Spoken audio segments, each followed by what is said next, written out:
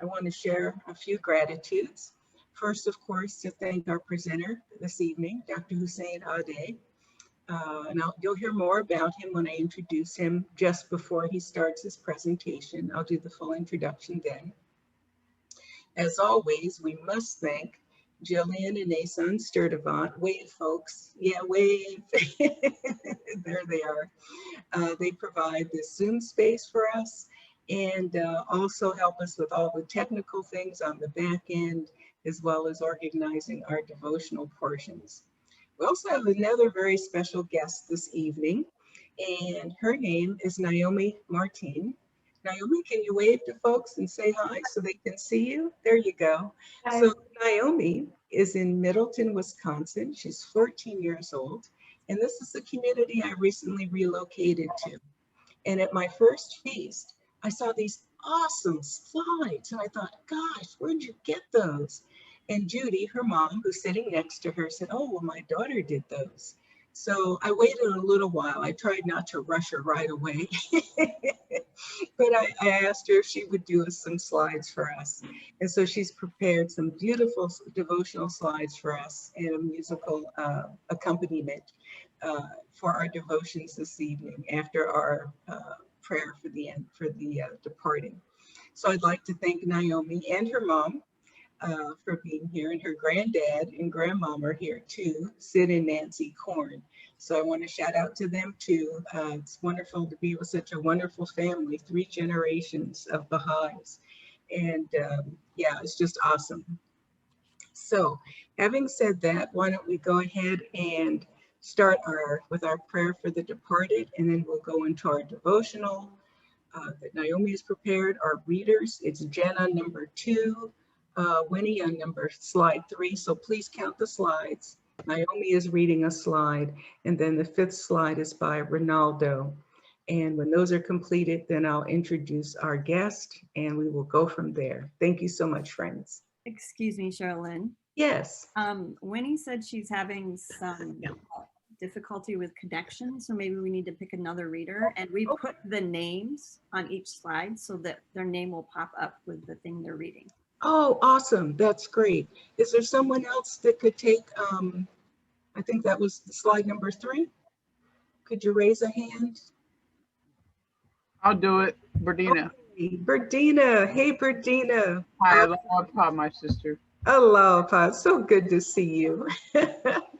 All right. Thank you. Thank you, Jillian. And thank you, Winnie, for letting us know. And if you can, Winnie, you can, and then I'll do it if you cannot.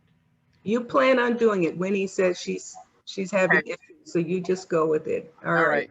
Thank you so much, friends. Okay. Jillian?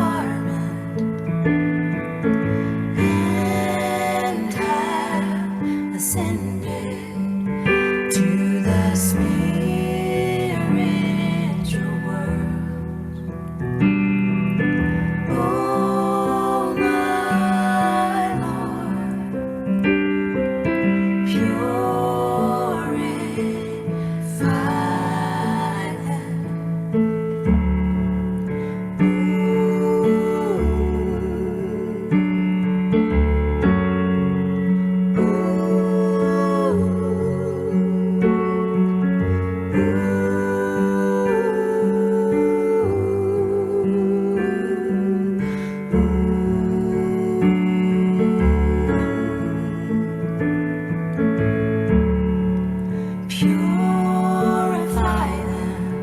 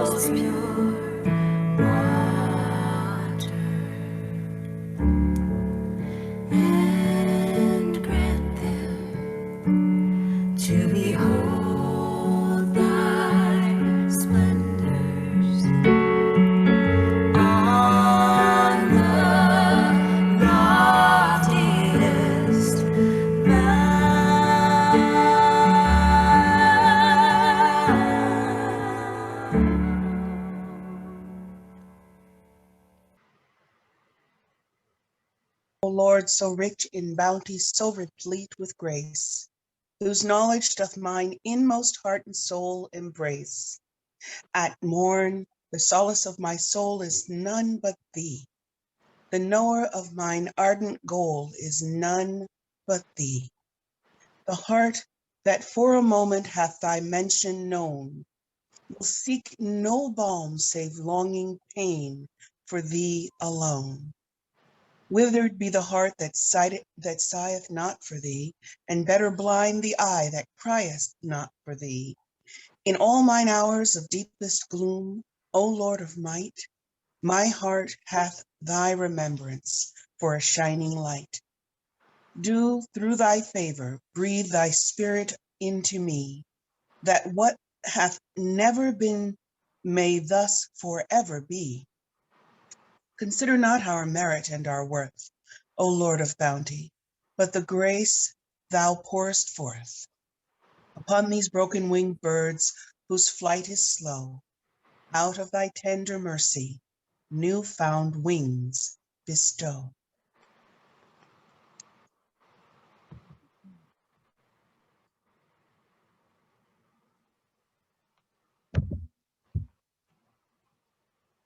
Observe carefully how education and the arts of civilization bring honor, prosperity, independence, and freedom to a government and its people. Exert every effort to acquire the various branches of knowledge and true understanding. Strain every nerve to achieve both material and spiritual accomplishments. Encourage the children from their earliest years to master every kind of learning and make them eager to become skilled in every art. The aim being that through the favoring grace of God, the heart of each one may become even as a mirror, disclosing the secrets of the universe, penetrating the inmost reality of all things, and that each may earn worldwide fame in all branches of knowledge, science, and the arts. Certainly, neglect not the children, education of the children. Abdul Baha.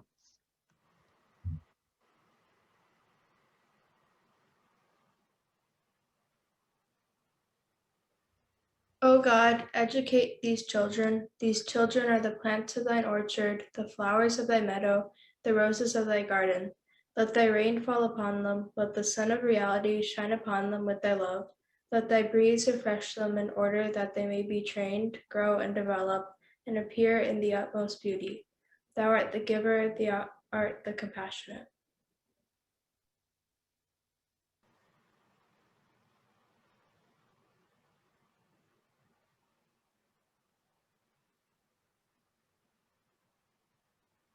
But there is need of a superior power to overcome human prejudices, a power which nothing in the world of mankind can withstand, and which will overshadow the effect of all other forces at work in human conditions. That irresistible power is the love of God. It is my hope and prayer that it may destroy the prejudice of this one point of distinction between you and unite you all permanently under its hallowed protection. Baha'u'llah has proclaimed the oneness of the world of humanity. He has caused various nations and divergent creeds to unite. He has declared that differences of race and color is like the variegated beauty of flowers in a garden. If you enter a garden, you will see yellow, white, blue, red flowers in profusion and beauty, each radiant within itself, and although different from the others, lending its own charm to them. Racial difference in the human kingdom is similar. If all the flowers in a garden were of the same color, the effect would be monotonous and wearying to the eye. Therefore, Baha'u'llah hath said that the various races of humankind lend a composite harmony and beauty of color to the whole. Let all associate, therefore, in this great human garden, even as flowers grow and blend together, side by side, without discord or disagreement between them.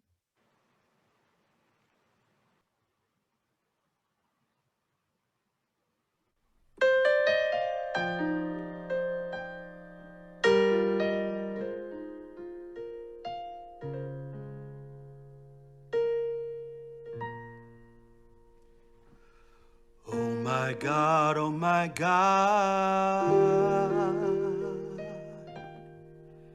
unite the hearts of thy servants,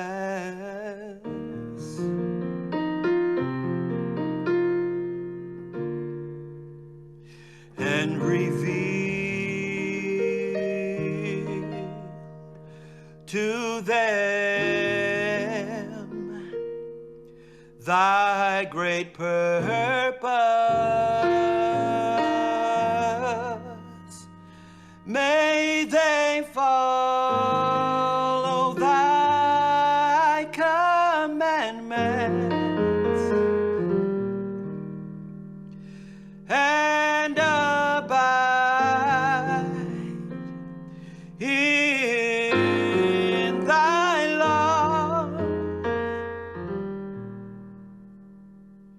Help them, O God, in their endeavor, and grant them strength to serve thee.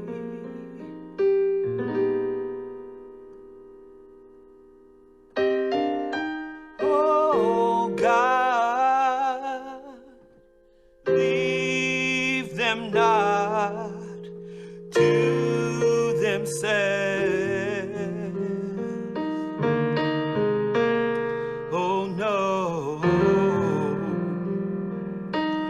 but guide their steps by the light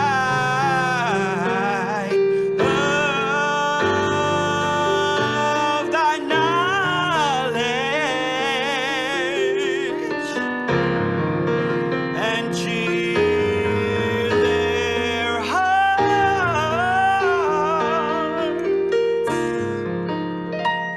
and cheer their hearts.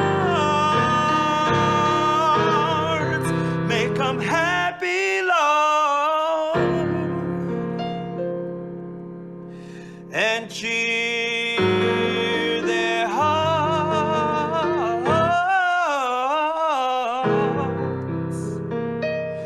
by thy love.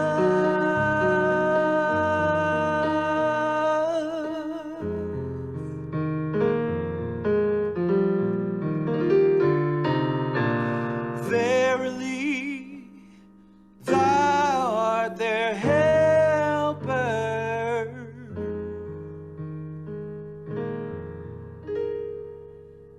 and their Lord.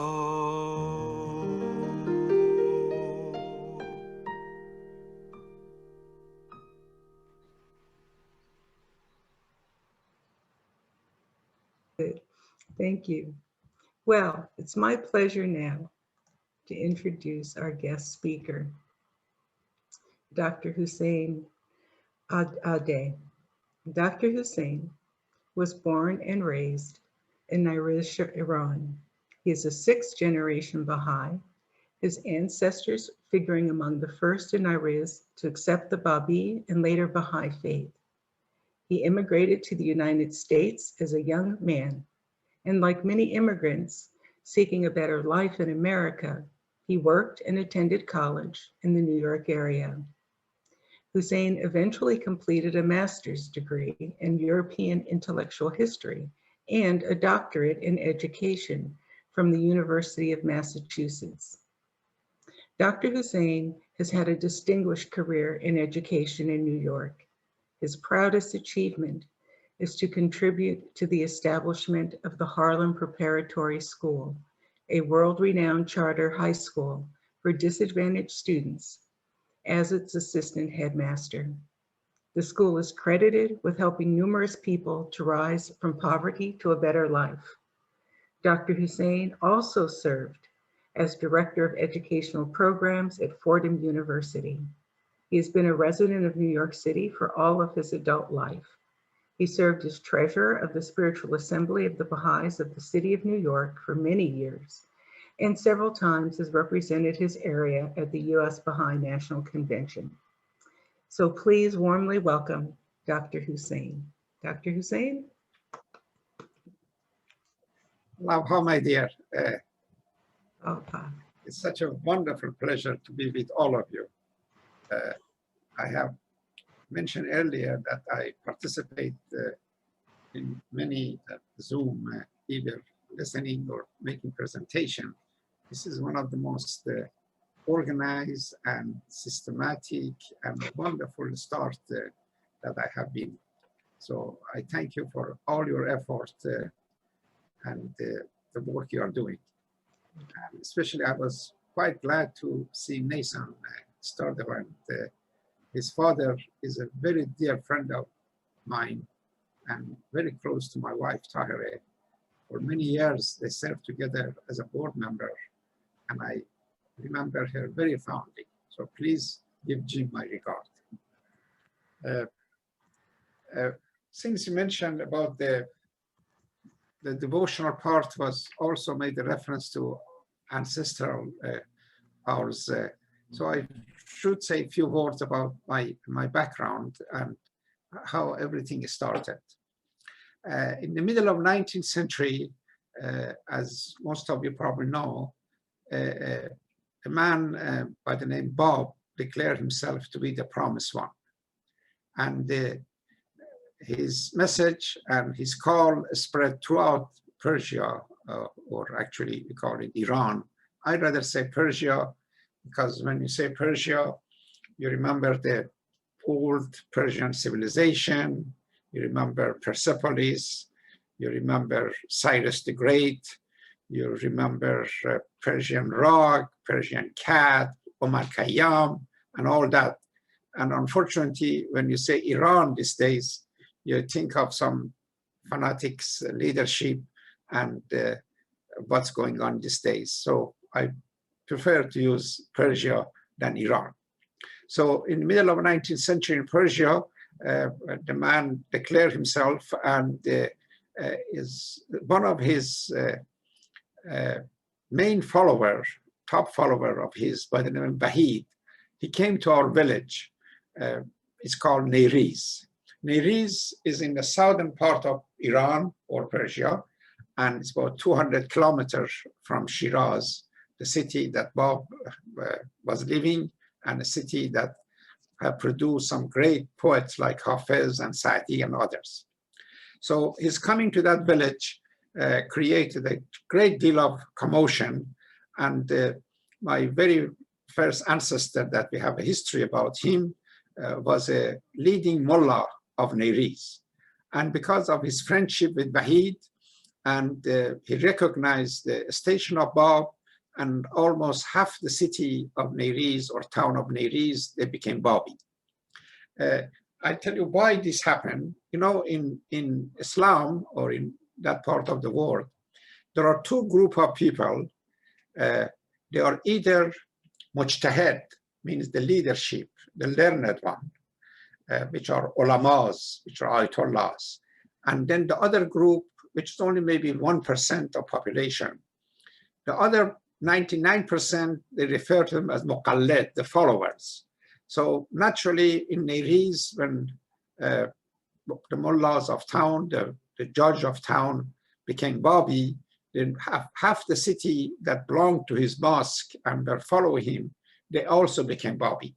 This started a major upheaval in that town, which of course is not the subject of our presentation, but it eventually led to the massacre of hundreds and hundreds of Babis, and my ancestor, including those who gave their life, many of them, we have a history of them. So the life in Neriz for the Babis and later on for Baha'is also in the other small towns and villages in Iran was quite difficult, the oppression, the abuse that was going on. So massive immigration and movement of Babis and Baha'is especially began to go from a smaller town to the bigger cities like Shiraz, like Tehran, Isfahan, and other places. And even some began to go to the Persian Gulf countries like Kuwait and Qatar and Dubai and others.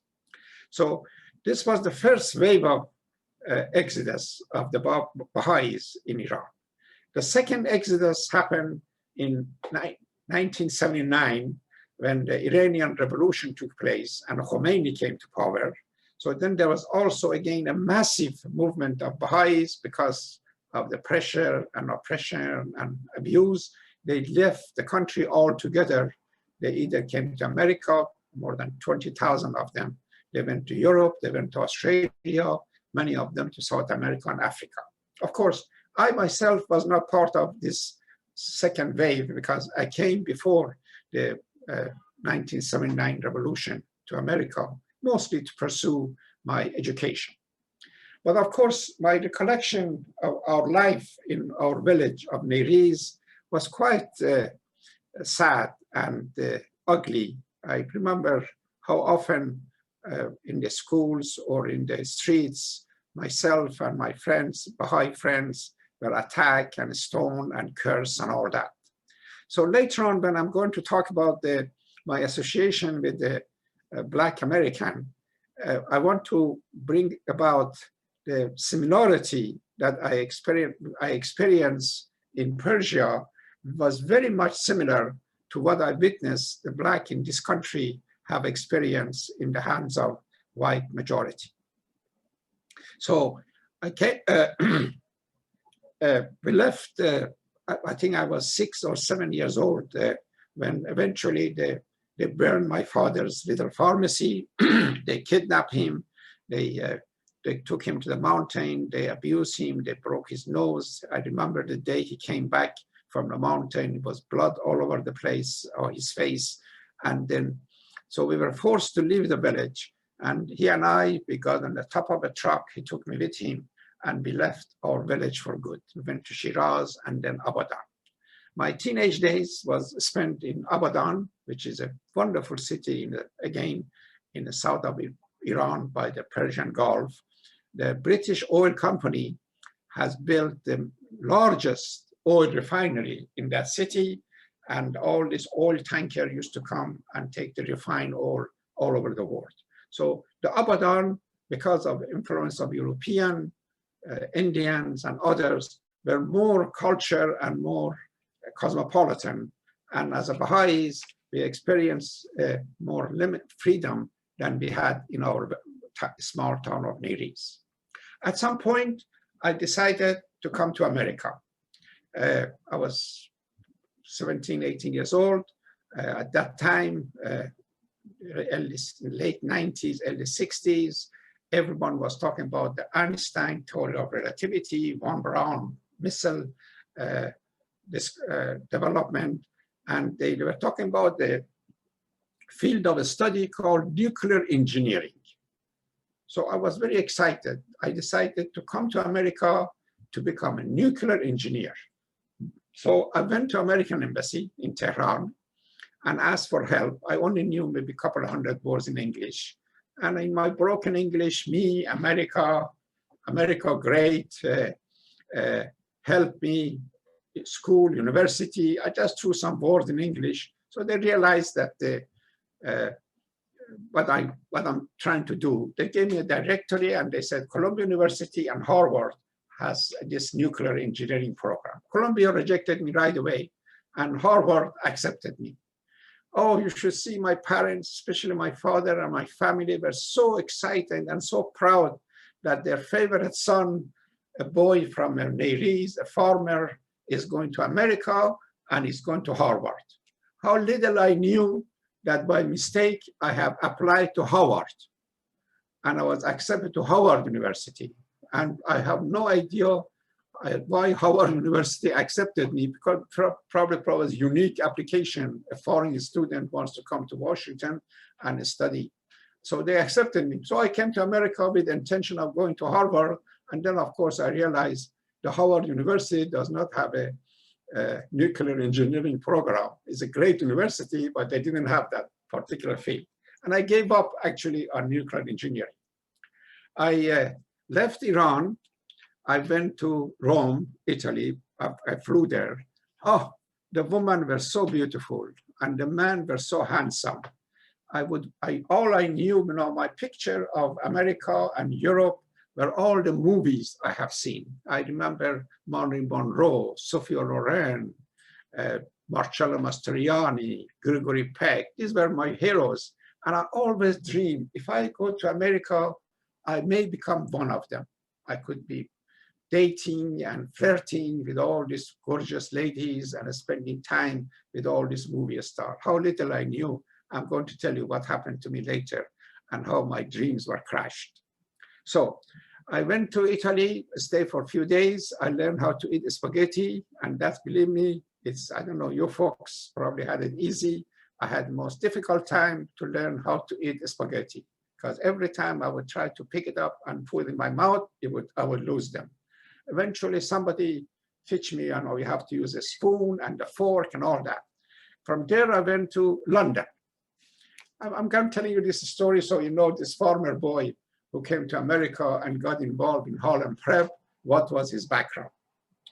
I got in London, got out from the plane, airport, and there was this wonderful, amazing, old-fashioned taxis in New York. Looked like a big black box with this driver with the hats on. So I got in a taxi, and again, I told the taxi driver, you have to act tough and you know what you're doing and what you're saying. So I told the driver, good hotel, good hotel.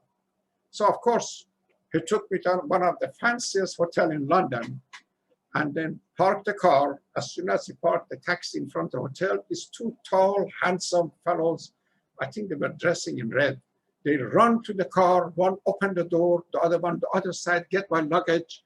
I really think in my country, when somebody is so handsome and tall, over 6 foot tall, they become minister or senator or congressman. So I was wondering what the hell they're doing.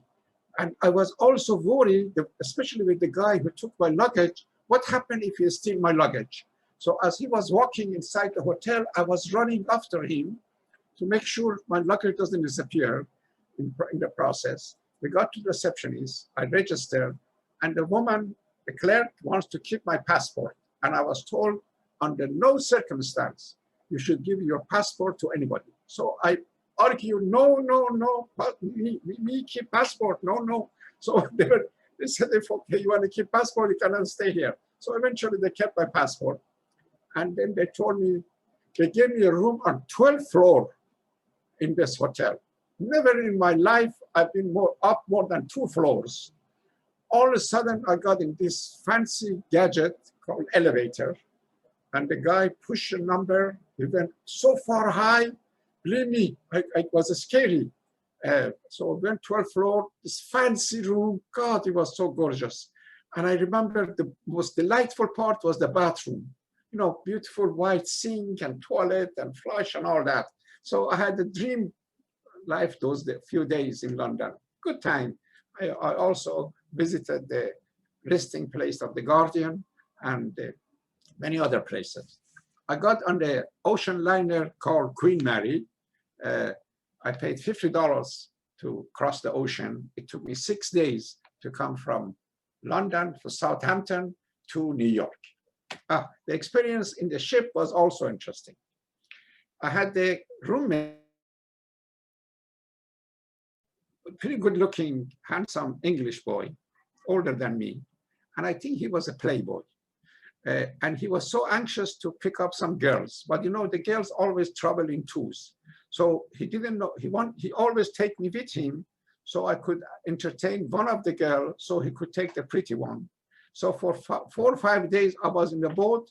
I was sort of in the hands of this guy. This guy ended up to be Robert Rick, who later on became such a famous TV personality. Remember, they had all kinds of shows called Life of Rich and Famous.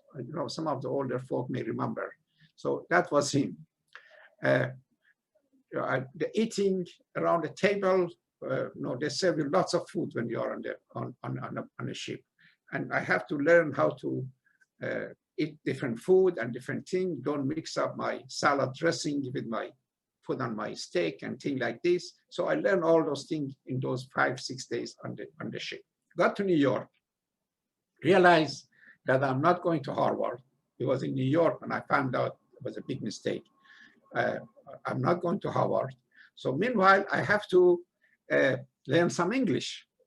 I have applied earlier to this small college in Vermont called St. Michael's College. It was a Jesuit college, and they were specialized in teaching English to the foreign student. I went there. It was a freezing cold. I think it was early April. It was quite miserable. But I stayed in dormitory and I stayed there 2-3 months. The fun part of my life in St. Michael's College, which I keep repeating and telling friends, is the days and the time which I spent in cafeteria. And I tell you what, in my country, milk is something quite scarce and valuable. I remember only time I get any milk was when I was very sick and my mother would warm up some milk and give it to me. Otherwise, milk, you don't get that easy. But then I noticed in this cafeteria, there is this machine that you go and put your glass there, you pull the handle down, and you get the full glass of milk. God, I drink so much milk those days. But my wondering, where are the cows that giving all this milk?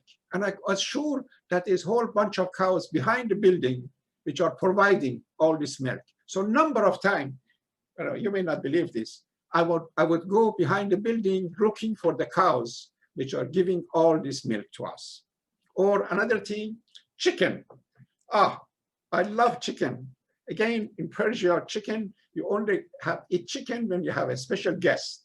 And I tell you again, Mr. Furutan, hand of a cause, for example, would come to our house, and my mother would go and buy half a chicken and make a chicken stew.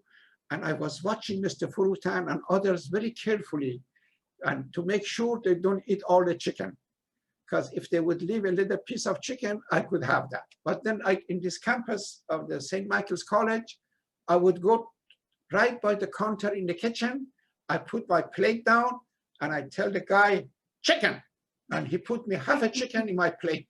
God, I had chicken for lunch. I had chicken for dinner. So I believe me, in 2-3 months, I almost turned out to be a chicken myself.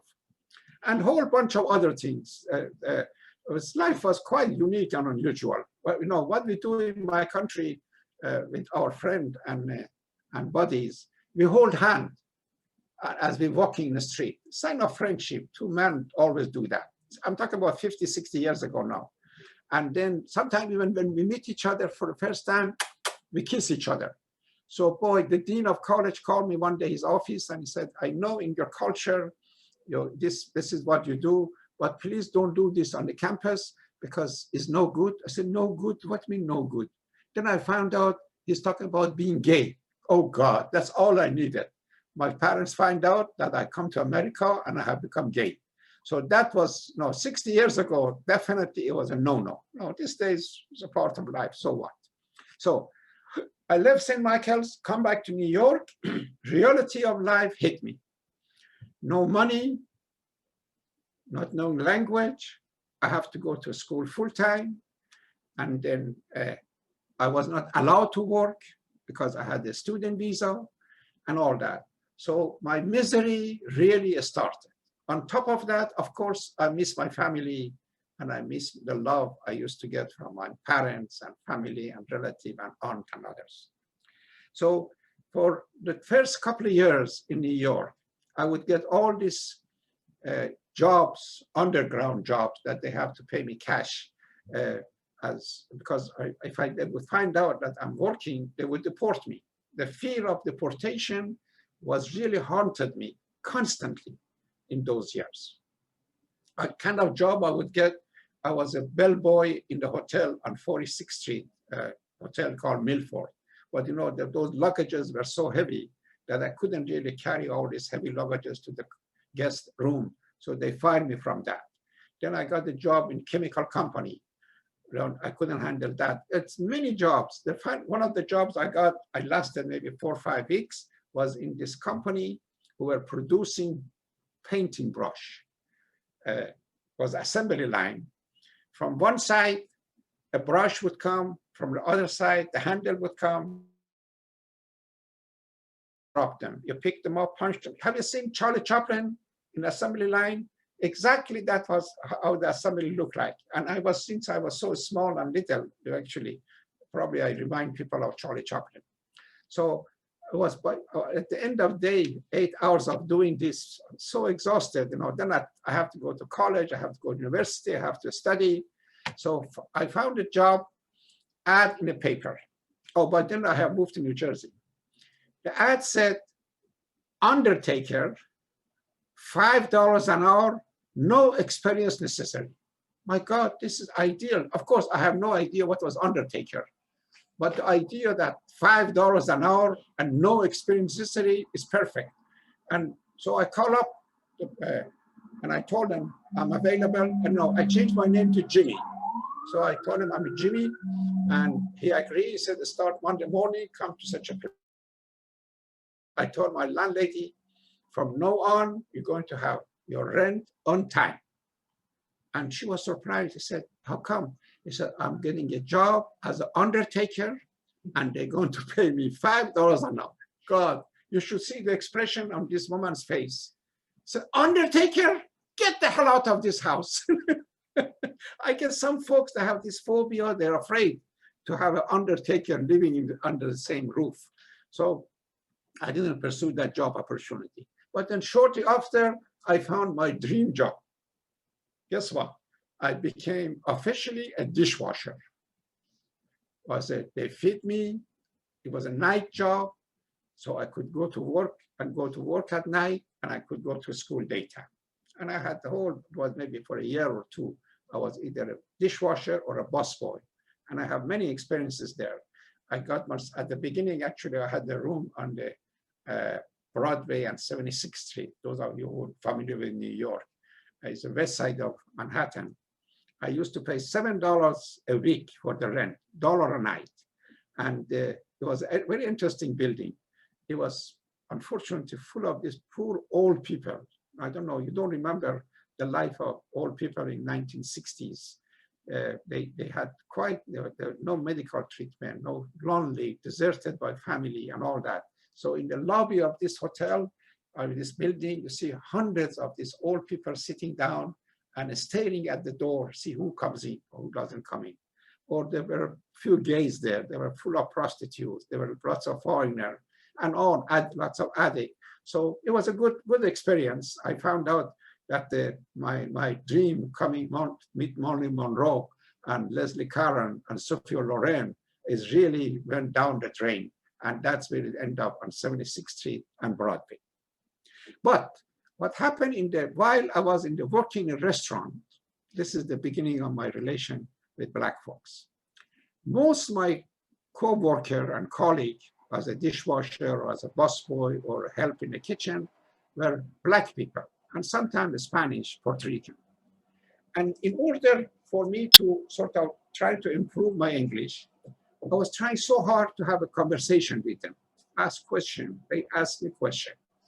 And it's amazing, I found out in the course of this conversation with this co-worker, the Black co-worker, that how similar are the stories of their ancestor and the slavery to my ancestor of being Babi and Baha'i.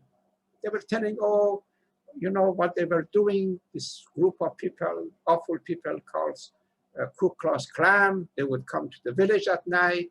They are covering themselves with a white mask. They burn the cross on their lawn of Black people's home. They drag them out. They hang them. They burn them. I said, Jesus, this happened to all the Babis and Baha'is. Some of my family were treated like this and put to death. So from then on, this affinity and this relation between me and some of my Black brother and sister started. And then the highlight of it, of course, was 1963. We had a few Persian friends, and they were going to Washington to participate in Martin Luther King March in Washington, D.C. So I went along with them. My God, it was the most exciting few days in my life. Of course, we couldn't afford to go to a hotel or motel. We all slept in the car for those days. We went to some workshop. I remember some of these John Lewis and others, and a whole bunch of other people who were active in that march. So that inspired me. Came back to New York. Of course, by then I'm getting involved and active in Baha'i community. I always love history, and especially Babi period. And I have done some study, and I have written books about that period, which is, you save your money, you can always buy it from a Baha'i bookstore, Awakening, or a story of Tahireh and Hujjat and Bahid and others. So what happened is that some of this Baha'i summer school, they would invite me to go and give a talk on the Baha'i and Babi history. One of those schools that I often was invited was Greenacre in the state of Maine. In one of those sessions, I think it was mid-60s by then, a Black couple also attended those sessions. Their name was Ed and Ann Carpenter, the two angels in my life. And they loved my lectures. Especially for Ed, it was the first time that they have met the Persian Baha'i, and he loved history. So he would sit down and listen to my lecture, and he cornered me every time during lunch and dinner, ask questions.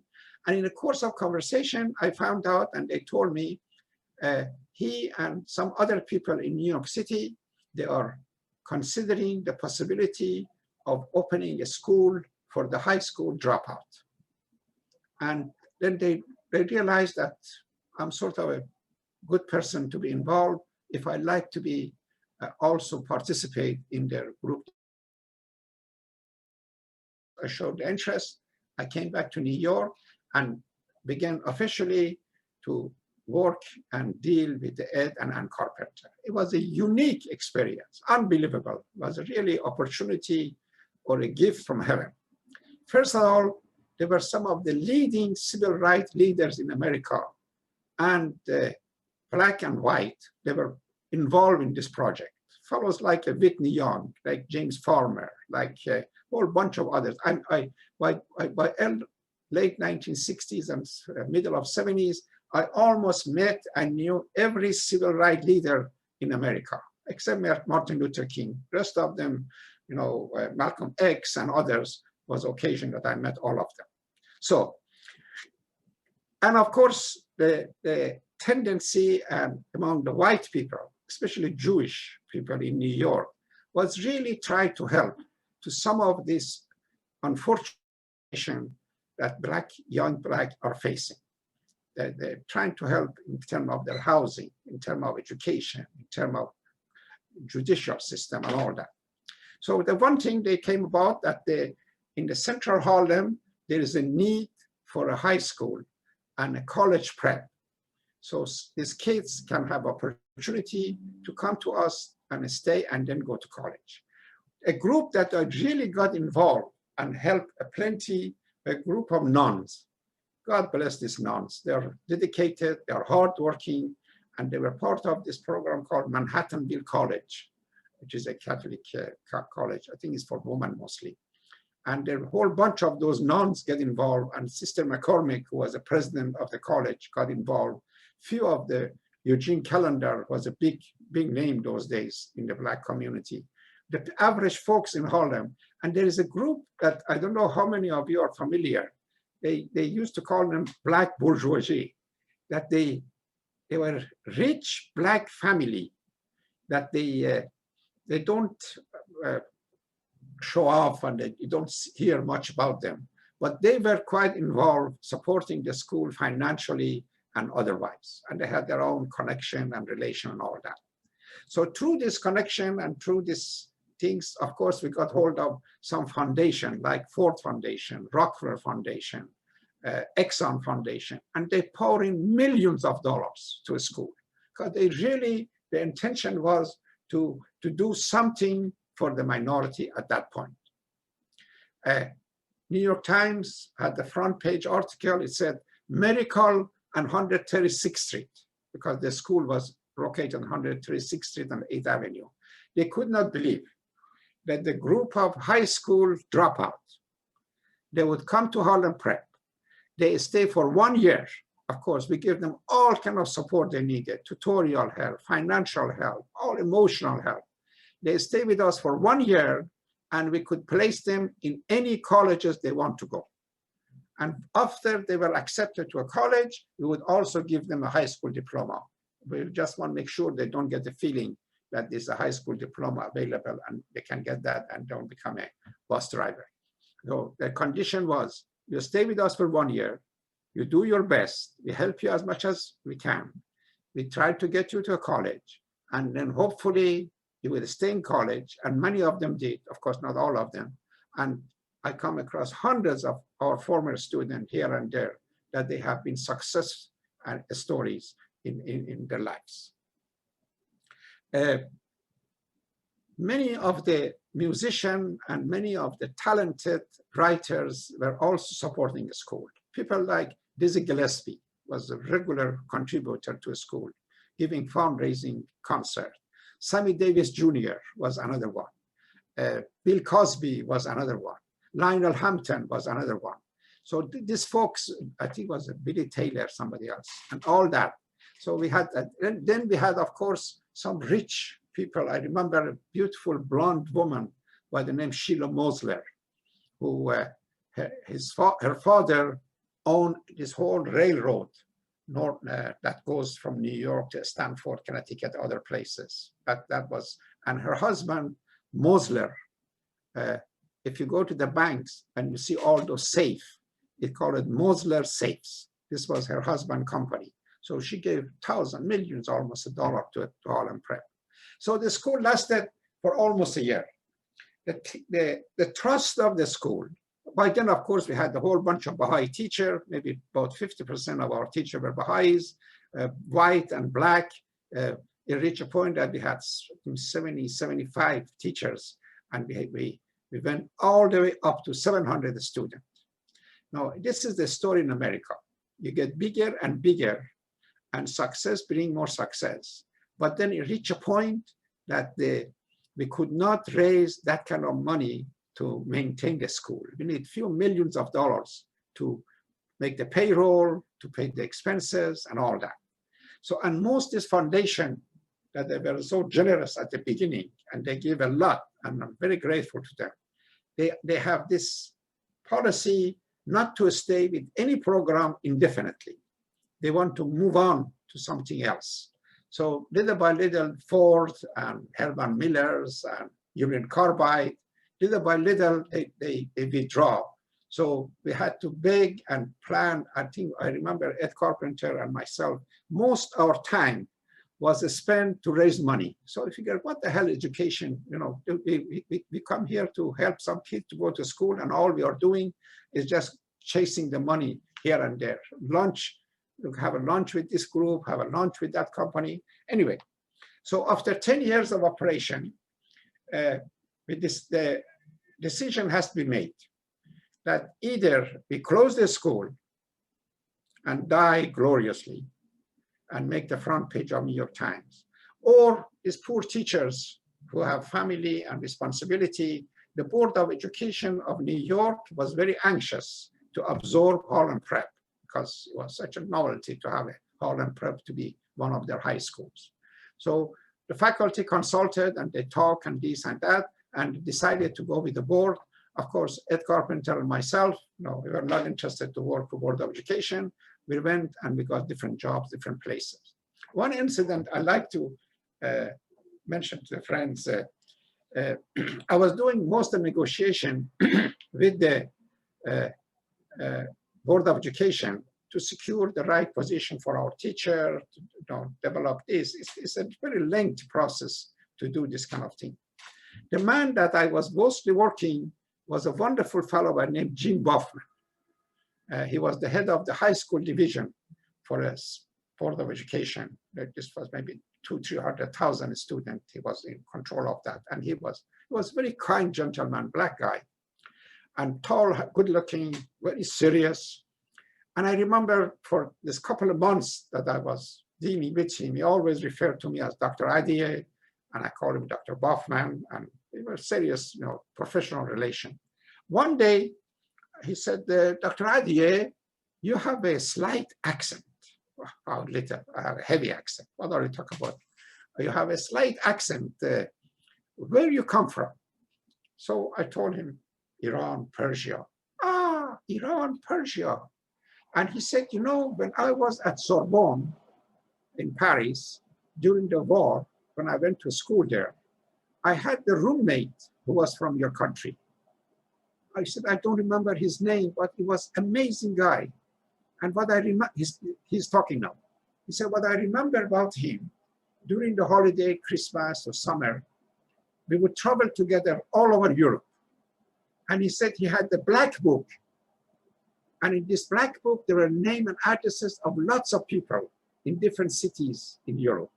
He would go to those addresses. He would knock at their door. They would open the door. And he would exchange this secret code. And it's amazing. As soon as he does this, he did this, suddenly people come out, they hug us, they kiss us, they welcome us. Especially they welcome me more than him because probably I was unique because I was black. And so I told him, Mr. Boffman, is that secret code Allahu Akbar? Oh my God. He jumped from his seat. He said, yes, yes, Dr. Ahdieh, Allahu Akbar. And then I said, for the last 30 years, I've been trying to remember the secret code. And so probably his roommate was a Baha'i. God bless his soul. It was such a help because after that, Jim Boffman became so friendly and he did everything I asked him to do. God, it is amazing. It's a Baha'u'llah works in a mysterious way. And this was one of those occasions. I'm sorry, say again, Tatiana. Huh? Handful pictures. Okay, so I want to know that I have an assistant here, Tatiana Jordan, who listened to me and occasionally give me a hint in terms of what else to say and what not to say. She has listened to this presentation probably a couple of times before. I have lots more to say, but I think I would save them for the question and answer period. At this point, I would love to ask my dear friends to begin to show some of the picture, and as we're going, I would maybe define. This is my favorite picture of Martin Luther King and the march in Washington. It's 1963, when as I mentioned, I went there with some friends. It's so interesting that his philosophy about this non-violence resistance is so similar to what Baha'is are doing these days in Persia. That under all this pressure and all this abuse, there's a word they're using, I wish I could remember. There's a nice term they use, constructive resilience. Constructive resilience, yes. This is what they refer, how they do it. And I think it's very similar to what Martin Luther King was talking about. And I want to know, somebody else said something interesting. Of course, this is far-fetched. They said Martin Luther King was influenced with Gandhi. You all know that. They said Gandhi was very much familiar and influenced by Tolstoy, the famous Russian writer and philosopher. And then, of course, some Baha'is believe that lots of thought and philosophy of Tolstoy, he gathered it from the communication with Abdul Baha and reading the Baha'i writing. And he has made some major comment about the Baha'u'llah and Baha'i faith. So, of course, Baha'i is always wonderful. They always find relation that perhaps some of the teaching and some of the program that Martin Luther King advocating really goes through Gandhi, Tolstoy, and Abdul Baha. God bless them. These Baha'is have great imagination. Next. Next picture. Thank you. Oh, this is a typical classroom in Harlem Prep. the school did not have a classroom as such. The place was a former supermarket, 2 floors of supermarket. They opened this fancy supermarket. It's a whole New York block on 138th Street. And their manager, I think a couple of the manager got shot during the robbery. And so they have to give it up. So they gave the school to us. And thanks to a company called Herman Miller, they gave us all kinds of furniture. So it was really a modular or flexible classroom with a petition that could be easily moved and expanded and reduced and all that. Many times, suddenly we have a guest, and then all the classes are canceled, all the petition are moved, and we had the assembly. And everybody would participate in the discussion and interaction with our guests. And some of our guests, believe me, they were the leading writers and scholars of the time, that they would come to Harlem Prep to share their experience and to help us as much as. Jonathan Kozel was one of them. Senator Javed was another one. Who else?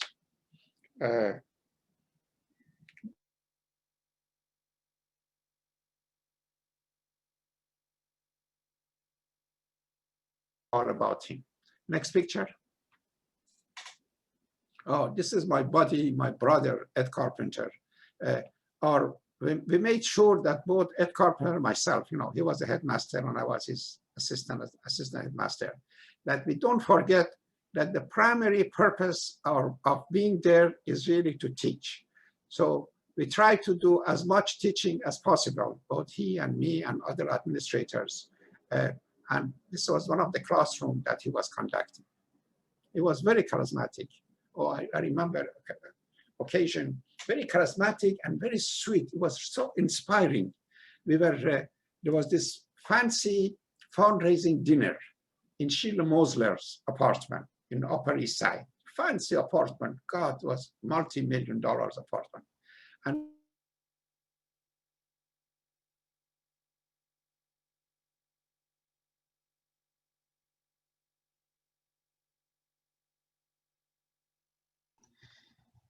at the end, one of the people who were in the audience, I said, Dr. Carpenter, who is your guru? Otherwise, who do you follow as far as your educational philosophy concerned? And his quick answer said, Baha'u'llah, Baha'u'llah. I was so impressed that night when you know, he said, my guru is Baha'u'llah. And the basic, I remember he often talked about this. He remembered this quote from Baha'u'llah that refer that everyone is a hidden treasurer, and you have to discover that treasurer, polish it, and the best would come out. So his notion in his presentation, I remember, was that most these kids that come to us, they are really potentially diamonds. They may look like a coal, but if you polish them, if you help them, they would begin to shine and they would become successful. Next picture. Oh, this is another thing. If you pay close attention, there are 2 men are sitting farther back. One is Handavakar's Olinga, the other one is Dizzy Gillespie. Mr. Olinga was in town. I picked him up from airport. You know, those days I had a car, I had a tie, I had a suit, so I usually spend time with the big shots. So I picked him up from the airport. As we were driving to Manhattan, he said, Hussein, do you know John Gillespie? I said, sure, he often comes to our school for fundraising, helping us. I said, I'd love to see him. He has written a piece of music in my name called Olinga, and I'd love to thank him and see him. So I call up his house. His wife didn't like me because every time I call him, I want to ask for a favor. But anyway, I talked to him. I said, Mr. Olingo is here and love to see you. Ah, he was so excited. He said, tonight I'm performing in a Club Baron. It's a fancy club in Harlem, jazz club. And please bring him to the club late tonight because Olingo has to give a talk also that particular night. So we drove to the club. These are Ed Carpenter, his wife is there, and some other friends. We all drive there. And as soon as I entered the club, Dizzy was on a stage, no, they call him Dizzy, but it's really his name is John. And Mike Longo, his pianist, but recently he died, God bless his soul. He was on the stage. So I waved hand to let him know that we are there. He stopped the music and, you know, in his thick voice said, brothers and sisters, the lion heart of Africa, Olinga is here. And I have written the music in his name. We're going to play that. So they start to play the Olinga's piece as we are walking toward our table, and all these folks are getting up. They think he's one of the president or king in Africa, and trying to hug him and shake his hand. As soon as we sat on that table, believe me, within a few minutes, the table was full of booze. It's a custom that in this nightclub, when you have a special guest, somebody would send a bottle of whiskey or gin, whatever is popular. So I said, my God, this hand of a cause is sitting here with all this alcohol, 15, 20 bottles of alcohol, and reporters are taking pictures. I said, I'm sure I'm going to lose my voting right. That they're going to report me that I took the hand of a cause to a club and got him drunk. So I told the waiter, please remove the table. And he was surprised when I told the waiter, take the drink to the kitchen and give it to the help. So then Olinga came to the table, and they should see these two like a two brothers, that as though they knew each other all their life. They sat down, they talked, they exchanged information. They became really a closer friend that they were. This was memorial night for me. God bless both of them. Okay, next picture. Oh, this is the guy sitting at the middle is a chairman of the board of Exxon Corporation. He came to Harlem Prep, and he brought a check for $200,000 as a contribution to Harlem Prep. And these are some of the students and faculty. But they were good. Exxon was very good to us. Next. Oh, this good-looking fellow is me on the podium, is in one of our graduation ceremony. If you notice, there's a white guy sitting right on the left of, he's the chairman of the Coca-Cola company. That was another company who helped us a lot. He flew all the way from Atlanta, come to New York, and participate in our graduation ceremony. I remember in this graduation ceremony, that's amazing. Oh, I have so much good memory. The speaker was Minister Farrakhan. Minister Farrakhan was a very close friend of Harlem Prep, and he really helped us a lot to protect the school from all kind of trouble. We had many Black Muslim students, and he trusts us, and he wants us to survive. And the word was out, I don't know, a message from him, or that if anybody tried to push any drugs within the facility of Harlem Prep, they would break his legs. So all these years I was there, even though Harlem, other place in New York was drug infected, but not that particular block. And I think the word of Farrakhan was helpful in that occasion. Next picture. Oh, this is another favorite of mine. You may recognize him. This is Pete Seeger, the famous folk singer. He was also a good friend of Harlem Prep. You know what he did? I have so much memory. You know, Hudson River was quite, and he made it his business. He got himself a ship, and he was sailing back and forth constantly every day along the Hudson River, tried to publicize how bad river has become. And he did a good job. Eventually, he forced the government and others to do something about it. And what he did for Harlem Prep, he wanted some of our students to go on the ship and help participate in the activity as he's doing. A whole bunch of our students went there. And many years later, I met him in some kind of concert he was giving. And we talk about the Harlem Prep and those days and what he did for us. He is in heaven for sure. Next. Oh, the guy on the right is, what's his name? Mr. Rustin, Bernard Rustin. He's the one that organized Luther King March on Washington.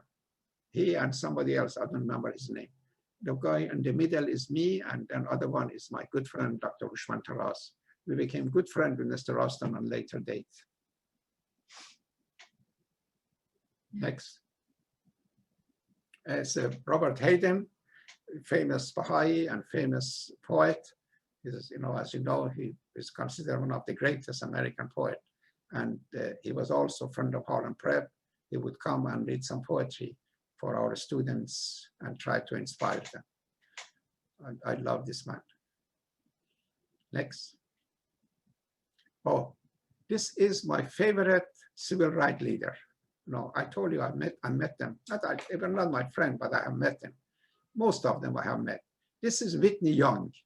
At the time, he was the director of National Urban League, one of the most dynamic Black leaders that lived probably throughout 60s and 70s.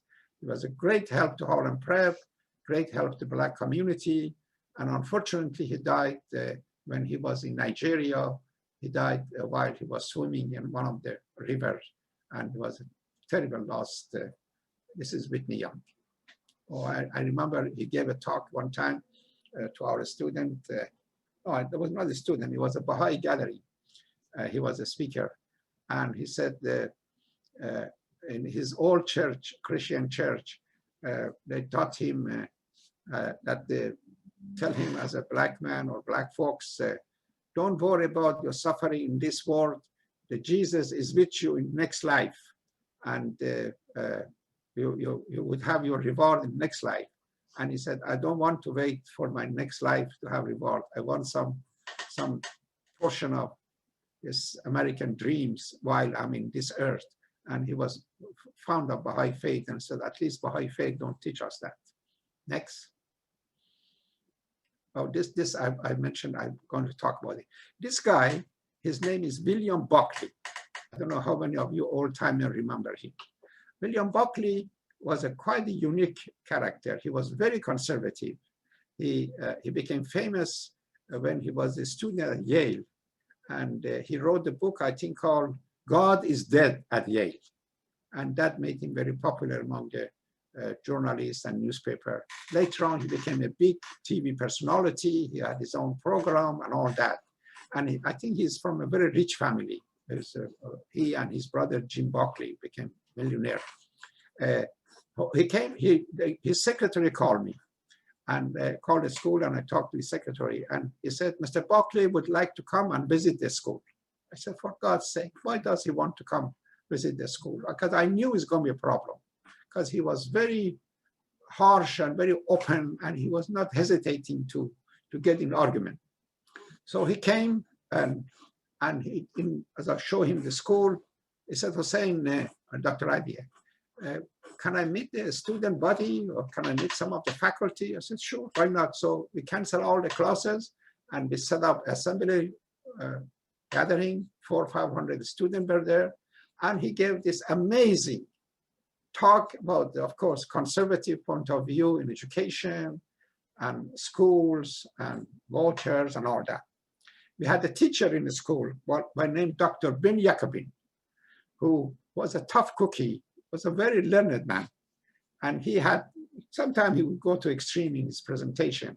He believed that everything has started from Africa. Culture, civilization, religion, good foods, good clothes, everything come from Africa. Of course, that was a little bit extreme, but so what? So he was in that gathering, and so there was a big debate between Dr. Ben Jacobin, Dr. Ben, and him. So it finished nicely. A student showed some respect. And then after that, he came to my office and he said, I would like to make a contribution to a school, but I don't want you to tell the student or faculty, should I have done that? So I figured out he's going to write a check for a couple of $1,000. So God bless him. It was so wonderful. He wrote a check for $50,000 in that occasion. And he said he was very impressed with what we were doing. And $50,000 in 60s and 70s was lots and lots of money. I'm sure that paid for our payroll for a couple of weeks or a month. Next picture. Another favorite of mine. This is Dr. Stanwood Cobbs, a great Baha'i, a great writer, a philosopher actually. He and John Dewey are known to be the founder of public school system. No, you can Google him. If you Google him, you will see that in 1920s and 30s, he and John Dewey really developed this whole idea of schooling in America. But then he became Baha'i. He became such an active Baha'i teacher. He even went for pioneering to Turkey and other things. He met a number of times Abdul Baha. So he was in New York, and I invited him to come and give a lecture. So was, I think, Baha'i gathering. Meanwhile, at the same time, I have invited a group of dancers from Harlem Prep, some of our girls and boys who were dressing in African style clothing to come and dance and play music. So he came, I introduced him. Before he before he come to a stage, those girls showed up. Oh my God. He did not like the way the girls look like because they were not fully clothed.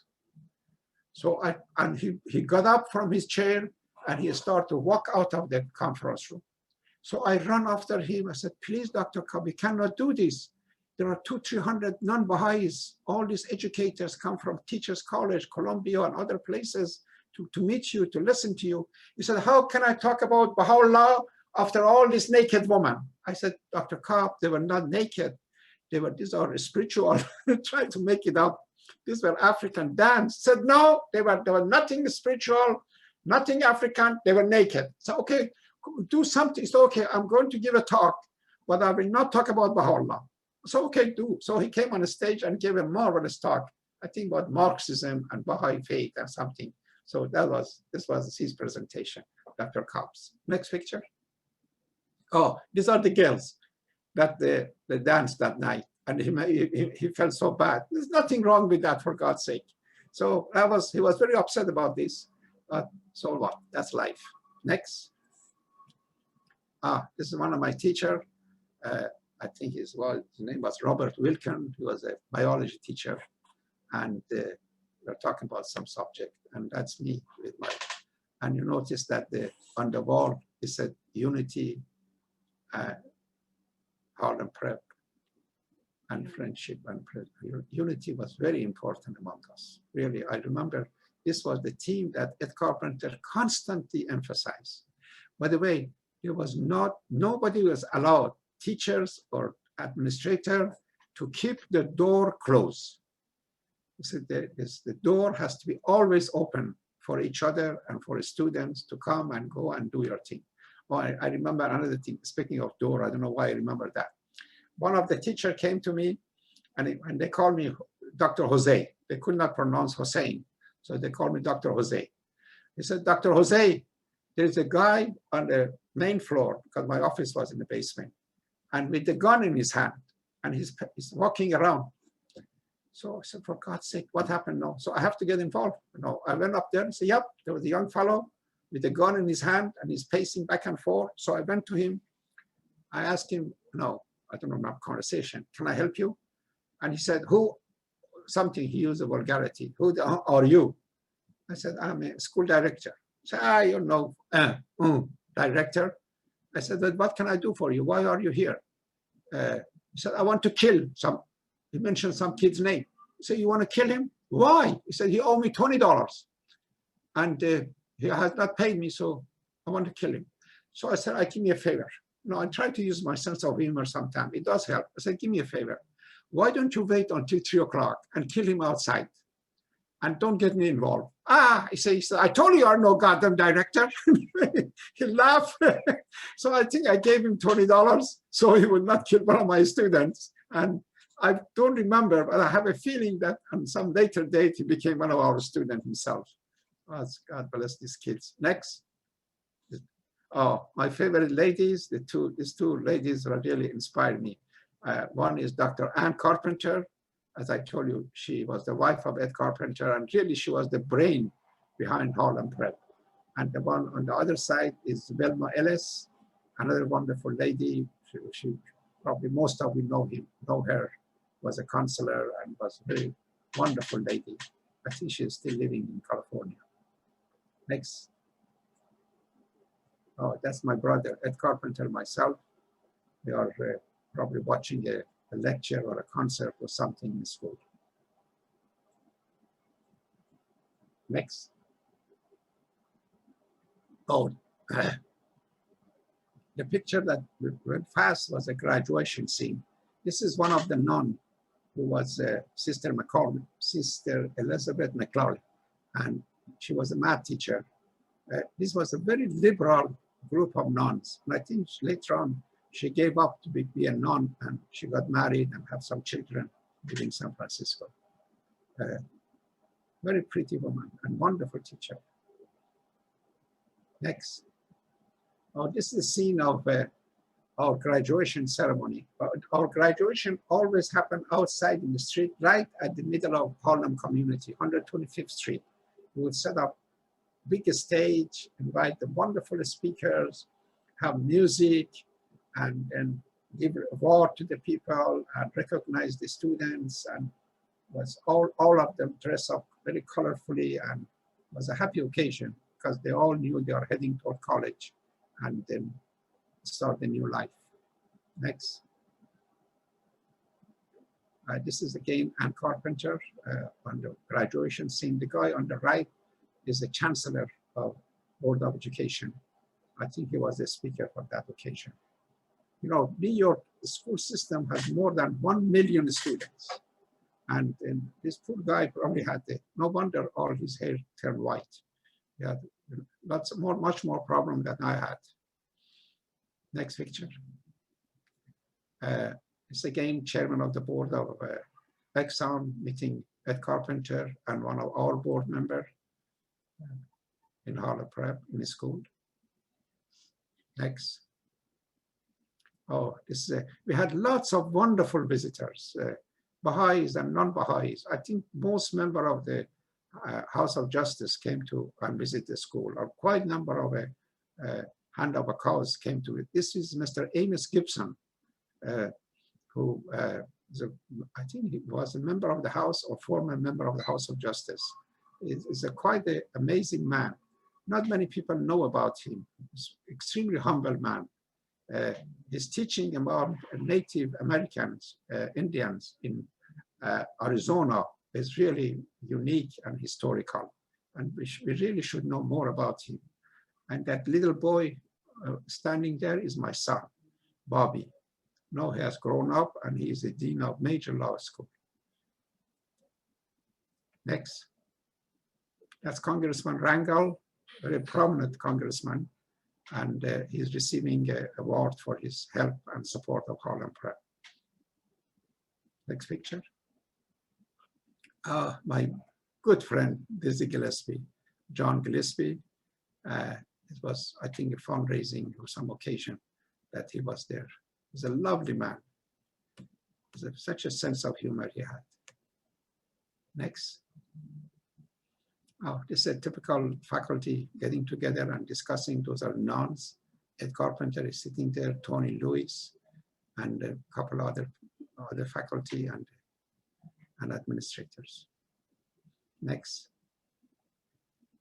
And I decided a few years ago to write a book about our experience in Harlem Prep and to really give a picture of what the school was all about and the story of some of our students, who they were and where they were headed. This is a way out of no way was the name of the book that we wrote, Hilary Chapman and I wrote together. Next. Okay, that's the end of the pictures. Thank you very much. You've been very patient. And I guess we have something in the program. I don't know what's happening next.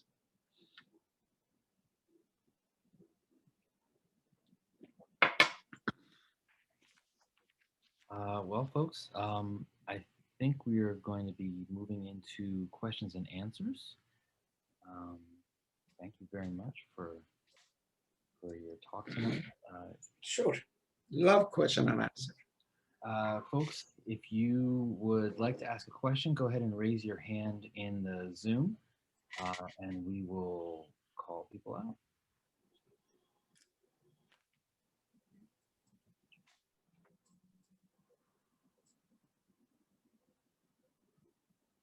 All right, looks like John is first.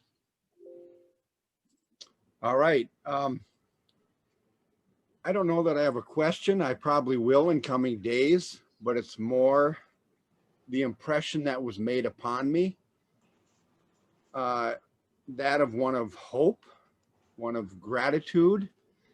You take individuals that venture out into the world with their love of Baha'u'llah, and we see this great big world and these few Baha'is, and we think nothing will ever get done.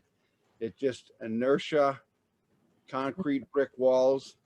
But then you hear about the individuals who may have influenced Tolstoy, who may have eventually influenced Martin Luther King Jr., our dear beloved speaker here tonight, how he ventured originally from this small little village in Persia, and what step by step his humble stumblings and uncertainties became really a beautiful flower garden from this prep school in Harlem. And I had some friends in the early and mid 70s from Bedford-Stuyvesant. So I know from their sharings that it was not an easy place to grow up. So you take some of these people who were not immune to what that area was pressing upon them with the oppression and the prejudice. And so one little pinhole of light from our dear beloved guest here tonight sharing, it's just an impression on me just to have more hope of the world, that, you know, one person can do a lot. And who knows what all these students have produced in the world, you know, in a growing, you know, this ever widening embrace we talk about. So I'm gonna have to go charge my computer because it's just about to die, but thank you for letting me making that comment. So the questions probably will come, but I just got an impression of hope and of really being, you know, leavened, as they say. So thank you for your sharing. It's so wonderful that you mentioned that.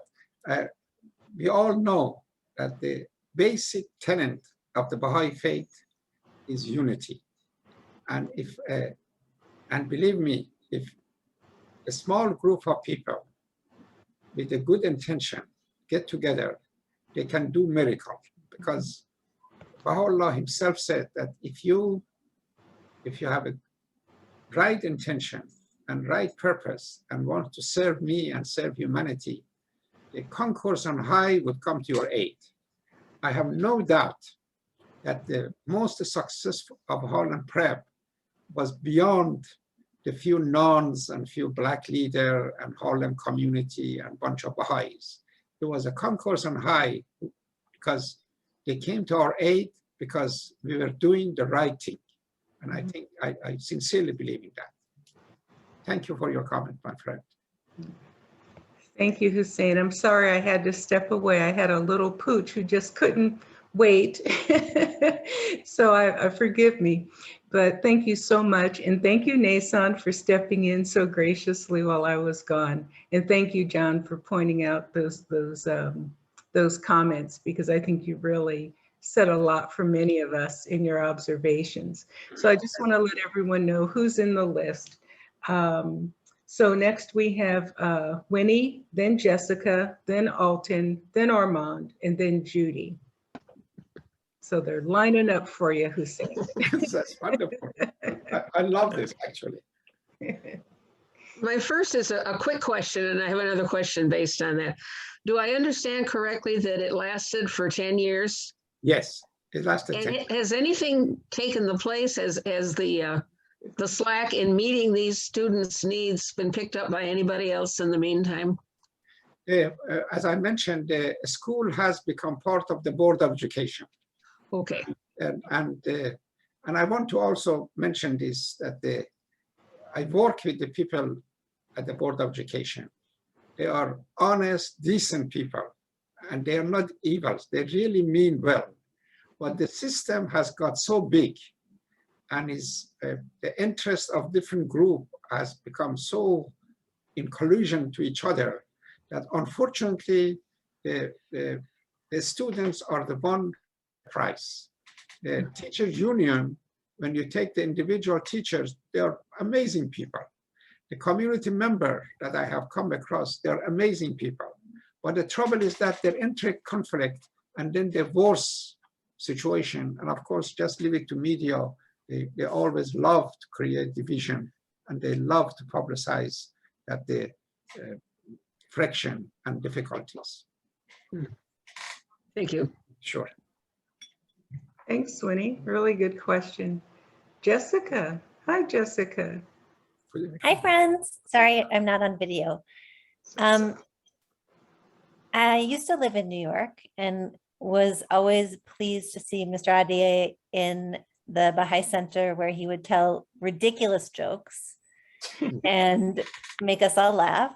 And also he would always have pictures with him, like older photos that were amazing to see. I was unfortunately quite late to join tonight.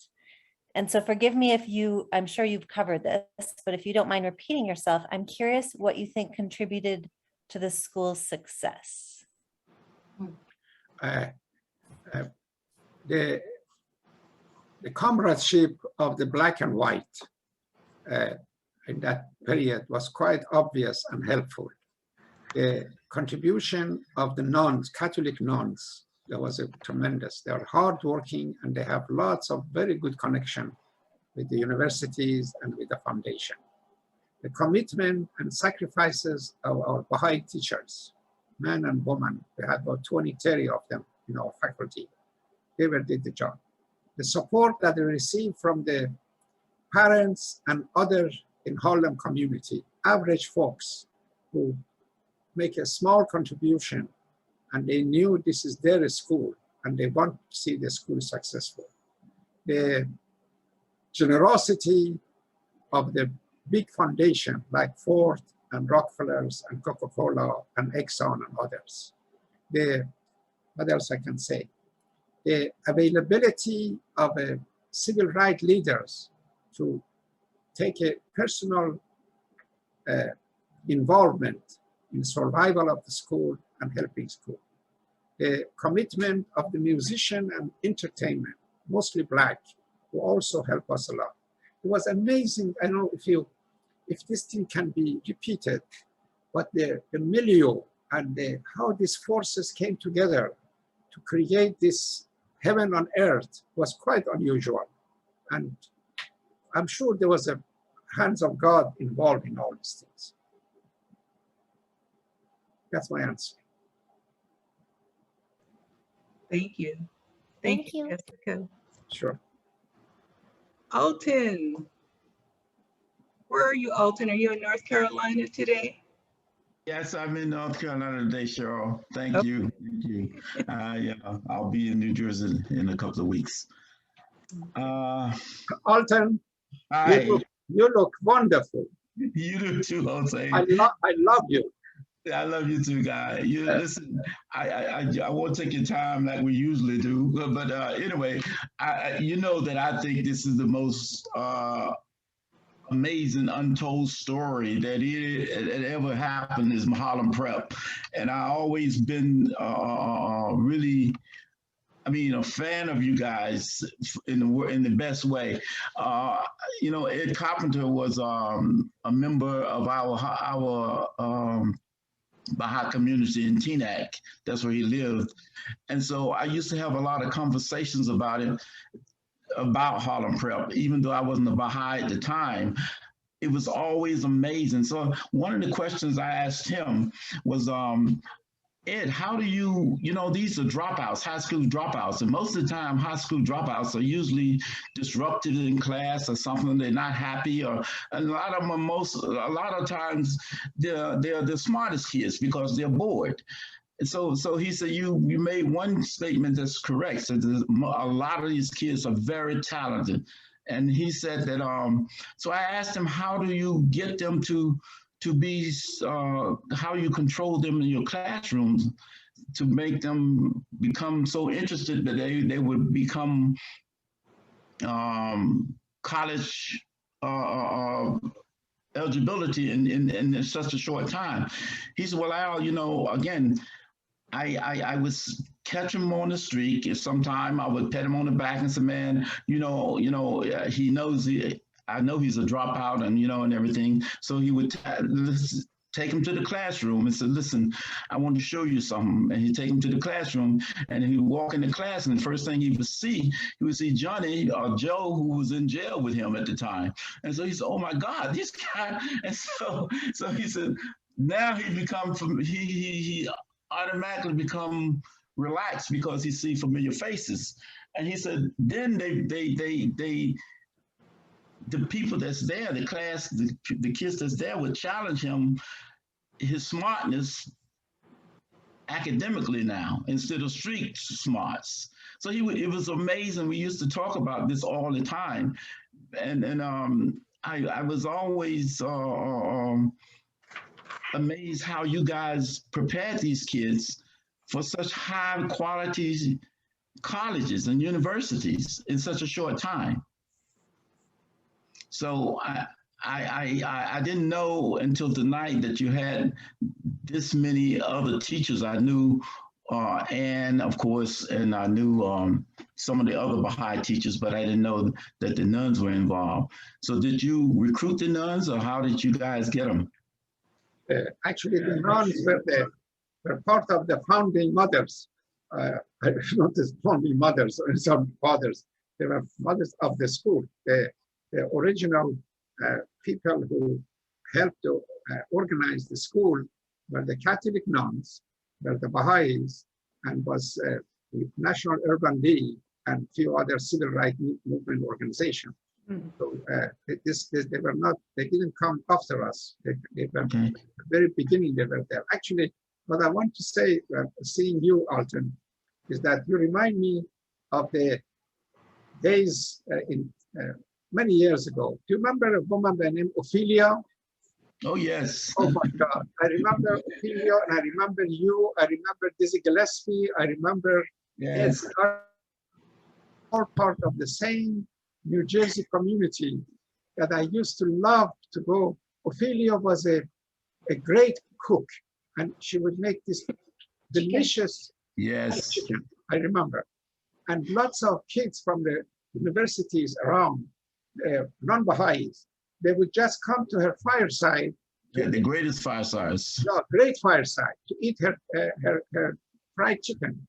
And I remember in some few occasions, I was the speaker in her fireside. This I remember, I just want to share, it was funny. Dizzy Gillespie loved Ophelia. Ophelia was a short, small black woman, full of life, full of joy. And Dizzy Gillespie, I'm talking about some historical or philosophical questions in the fireside. Dizzy Gillespie walks in because he loves Ophelia. He sat on the corner. Suddenly he said, Dr. Ahdieh, how about abortion?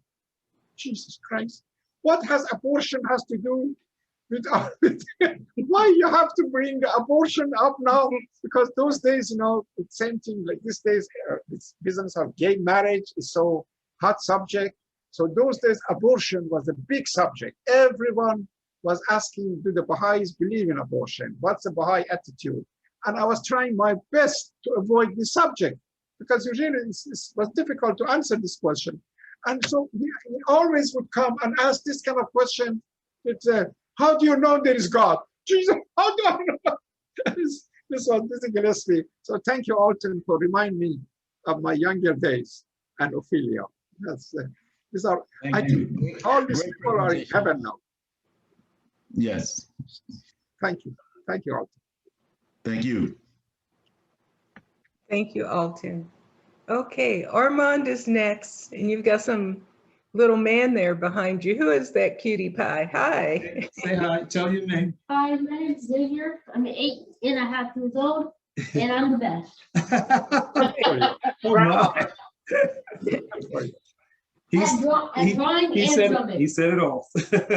Okay. Well, Dr. Ahdieh, thank you so much for sharing this really significant history.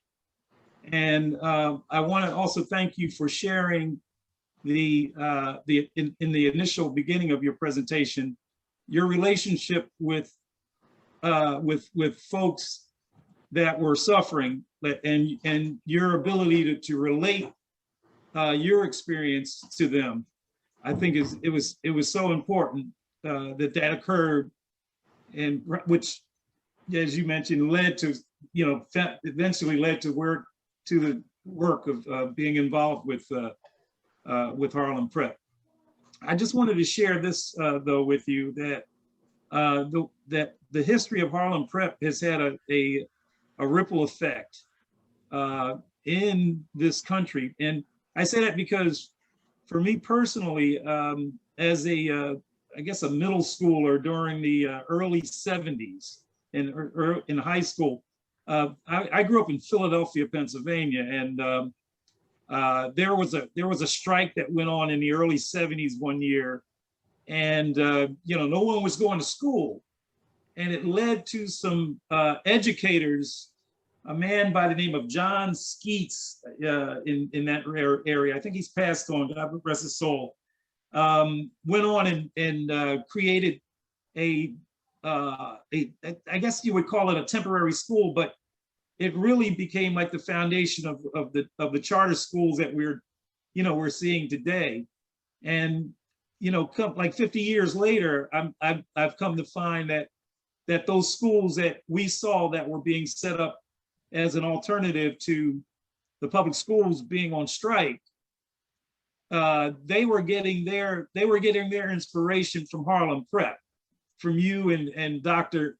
Ed and Ann Carpenter and your staff. So I just wanted to just bring that to attention, that it went well beyond the city of New York City, the work that you all have done. So thank you, and I love you. And by the way, your sense of humor is anecdotal. I mean, it really, you've always captivated everyone that knows you with your sense of humor. Thank you. I love you. Thank you, my friend.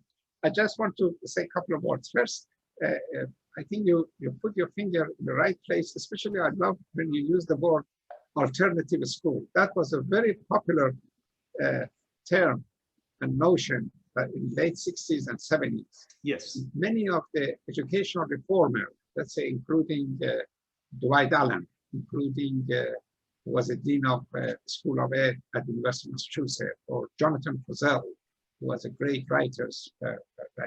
They pointed to this. Actually, I knew even about the school that you talk about, Philadelphia. I think I read about it somewhere.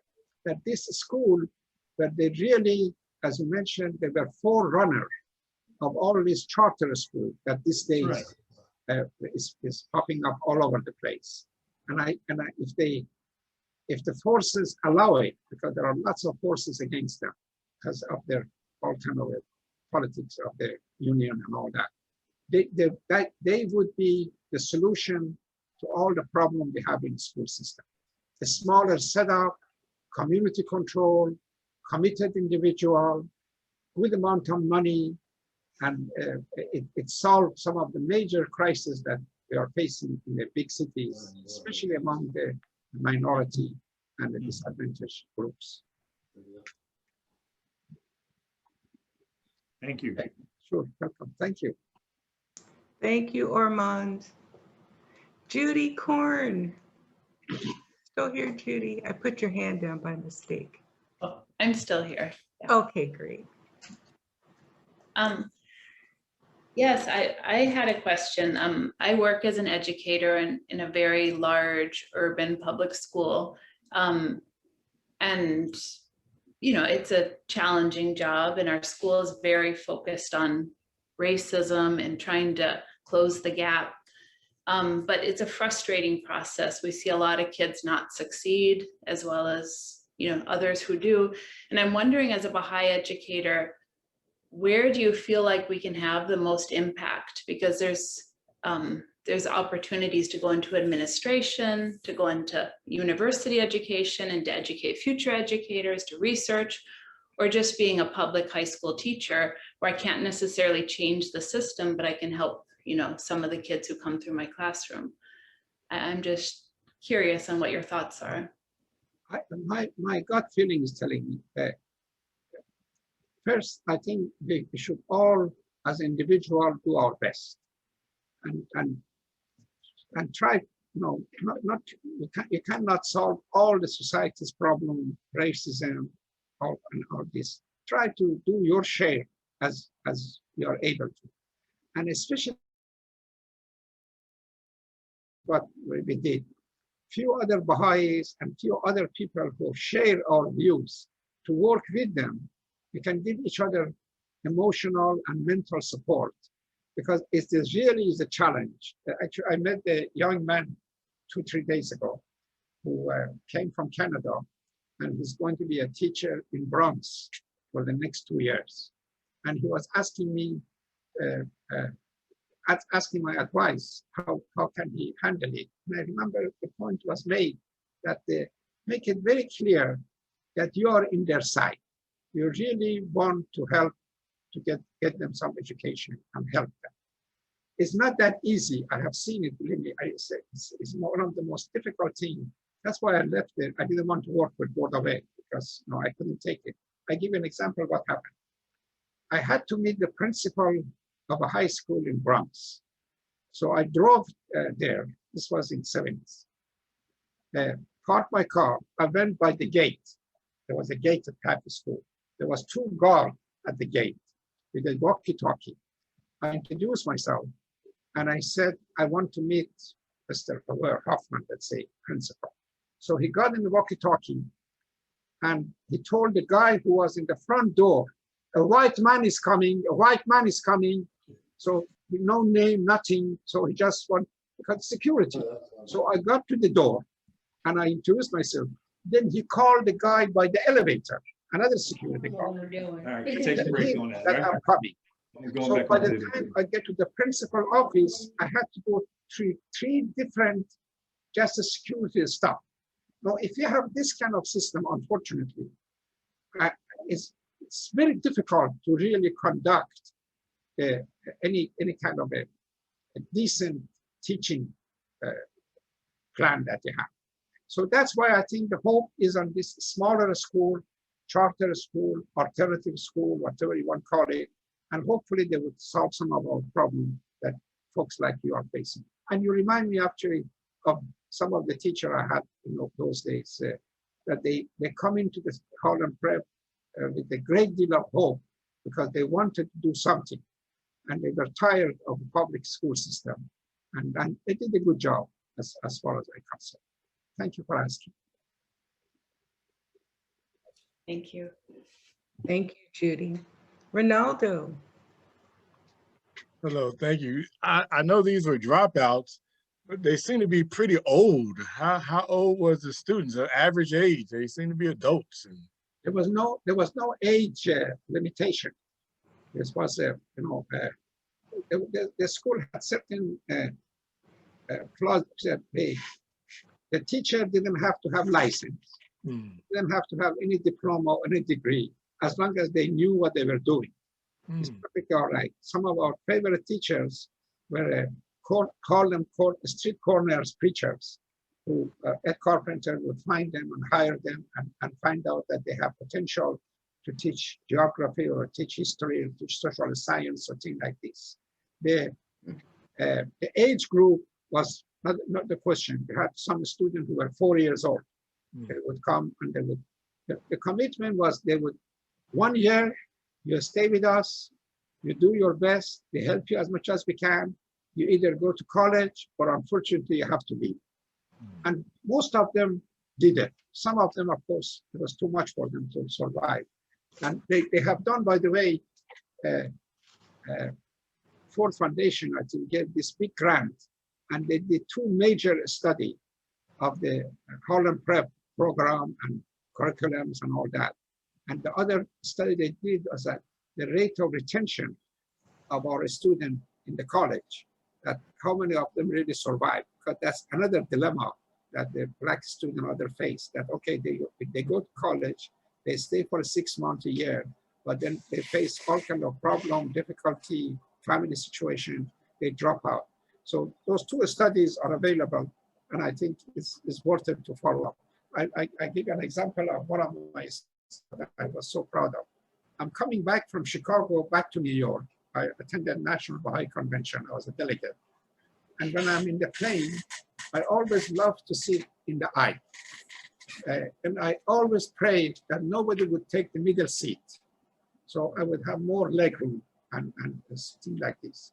So I'm staring at the door to see when are they going to close the door. So I know that middle seat is not taken. So what was wonderful, almost plane become full, and I still have the empty seat next to me. All of a sudden, at the last moment, this woman walked in, and he came all the way, even though there were lots of other middle seat, and she sat right next to me. God bless her soul. Well, what can you do? You are stuck. So she sat next to me, and then after a few minutes, she turned to me and she said, Dr. Ahdieh, do you remember me? I said, oh my God, no, she knows me too. She took the seat. I said, no, dear, I don't, I'm sorry, I don't remember you. He said, I was one of your students in Harlem Prep. Ah, what's your name? So she gave me her name. And then I found out, this is amazing.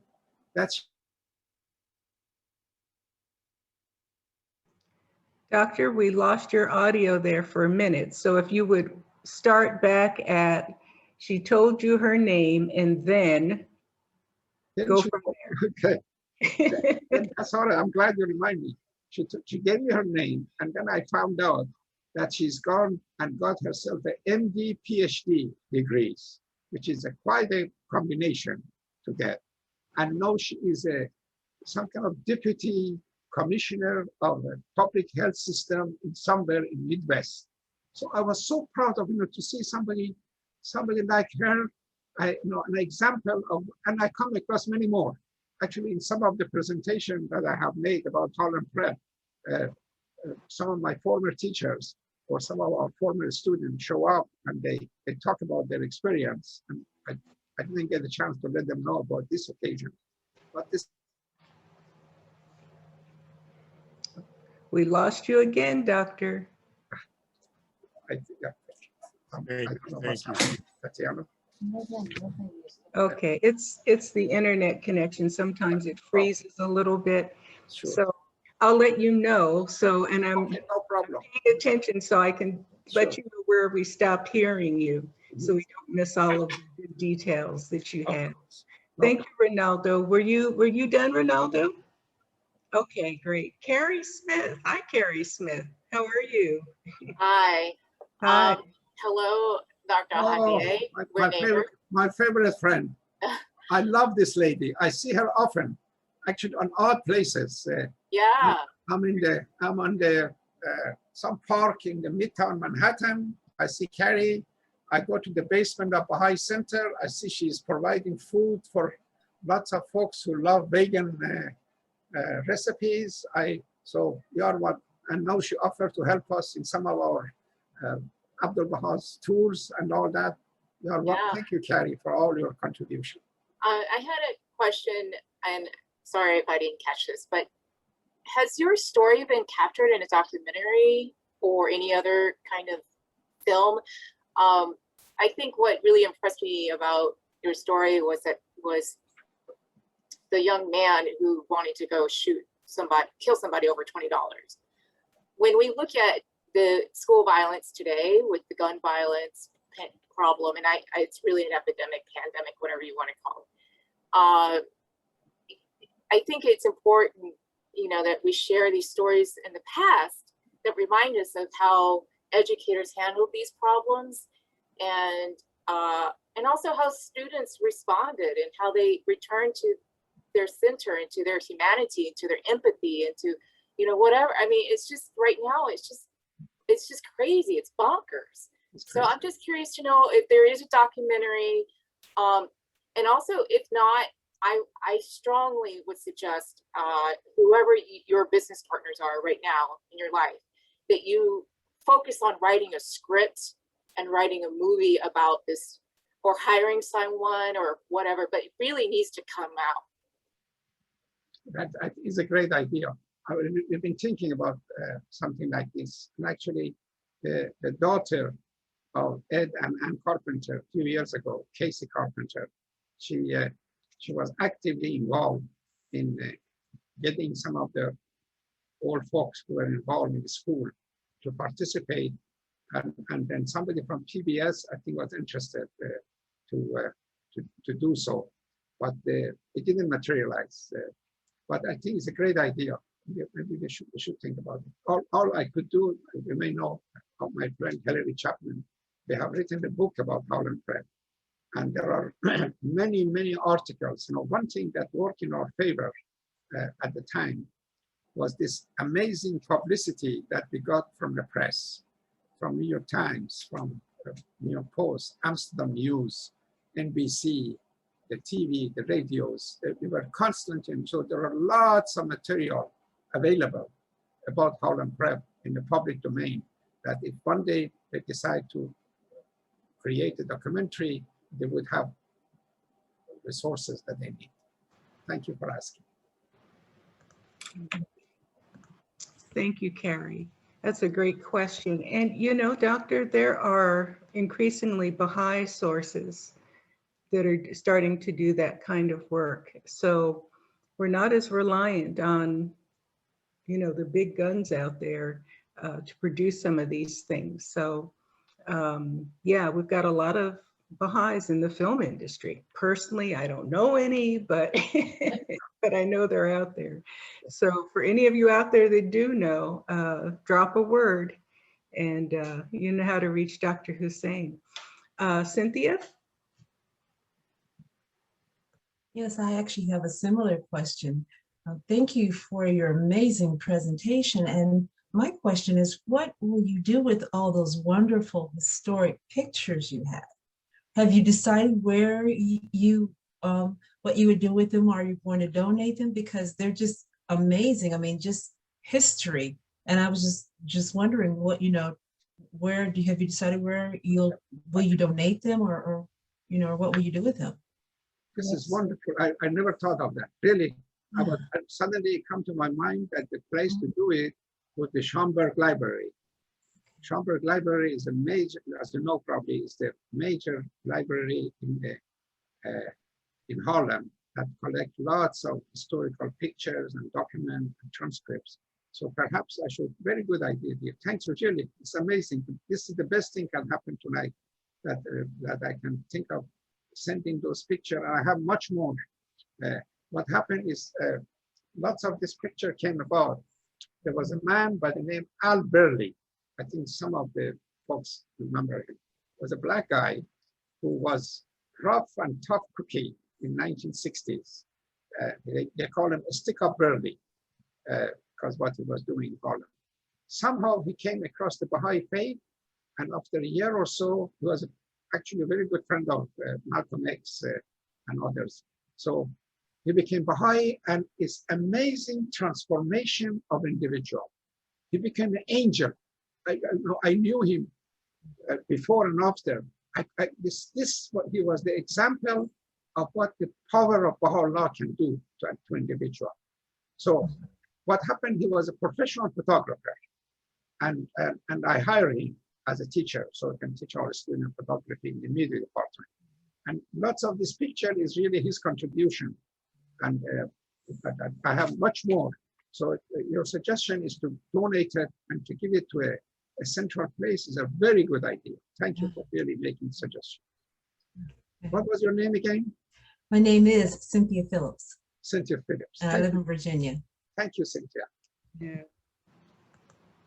Yeah, thank you, Cynthia. That's an excellent idea. And to go further with that as well, we just had conversation in the same space talking about Black Baha'i history.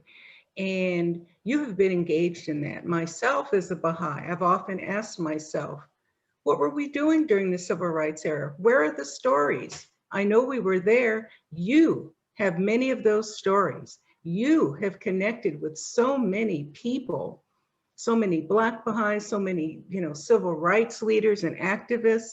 You were walking around with a treasure trove for the Baha'i community. I don't care if Schomburg gets it or not, but we need it, okay? We need it because people ask when when we start talking about our position on racism, well, what were you doing during the civil rights era? I have a hard time answering that question. We were very active. You know, and you've got some of that history. We really need to document that. You might want to make some copies of those pictures. I can see a few places that may want those pictures. Oh yes, oh yeah, for sure. I mean, you know, I'm not a writer. I don't do that kind of thing. But boy, I would gladly just sit down with you with a tape recorder and let you talk and ask you questions, and just to have it so someone could take that, whether it becomes a book or, you know, something. But you've got a vital part of Baha'i history here in the United States that really needs to be available. It really needs to be available. Actually, I want to let you know that there was a period of time that the National Special Assembly had set up they called it National Baha'i Black Teaching Committee. That Belma Ellis was a member, Billy Robert was a member, Smithy was a member, myself was a member, and Carpenter. So there was really these folks, they were very active in them. Bob Henderson and others, they were all really in the forefront of the movement. And Baha'is were really active in that area. They still are. So hopefully it's going to pay off as we're going along. Yes, yes. Well, I think all of us are probably, I'm going to speak for everybody, but I think, and it's odd because usually in this space, when we get to the Q&A and we're kind of towards the end, I'm asking people in the audience, what's your takeaway? What are you going to do with this information that you got today? And it's sort of like the script has flipped because I feel like we're giving you an assignment and saying, please go do these things. Please. If I live longer, you know, maybe I should try. Pray that I'll be around for a couple more years. Yes, hopefully so. Hopefully many, many more. Yeah, because these are amazing, amazing things. And we don't know. You know, we don't know. We don't hear about these things. So only by the grace of God. So John Watson, you've got your hand up there. Hi, John. There we go. Uh-oh.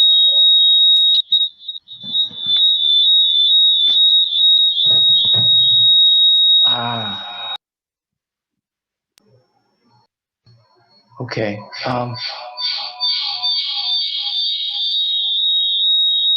You have two devices next to each other.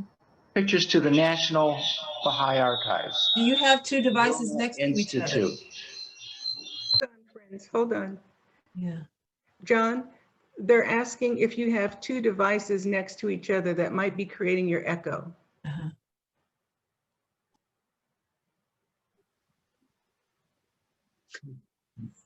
Let's give him a moment here. He's coming all the way from Haifa. You see that, don't you? Yeah. That's why we have all this. Yeah, we'll cut him a little slack. He's coming all the way from Mount Carmel. Give him a second. We had a couple of comments here in the chat that I want to share. This is from Vera and Dave Wallin. The photos, make at least 2 copies, one for the National Baha'i. All right, how about now? Okay, go ahead, John. I'll share the chat later. That's great. All right. I had this, well, anyway, that's managing those. I wanted to suggest going to the National Baha'i Archives or the Wilmette Institute. They deal with this kind of thing all the time. Usually by referring to the National Baha'i Archives. They know all the people there. Anyway, that's my suggestion. And great talk. And I see you on Facebook a lot. It's actually my assistant who does that to me. I have a wonderful assistant who take care of all this Facebook and link and academia and other places. So blame her if there's too much. I have a wonderful assistant too, but she's gone to bed.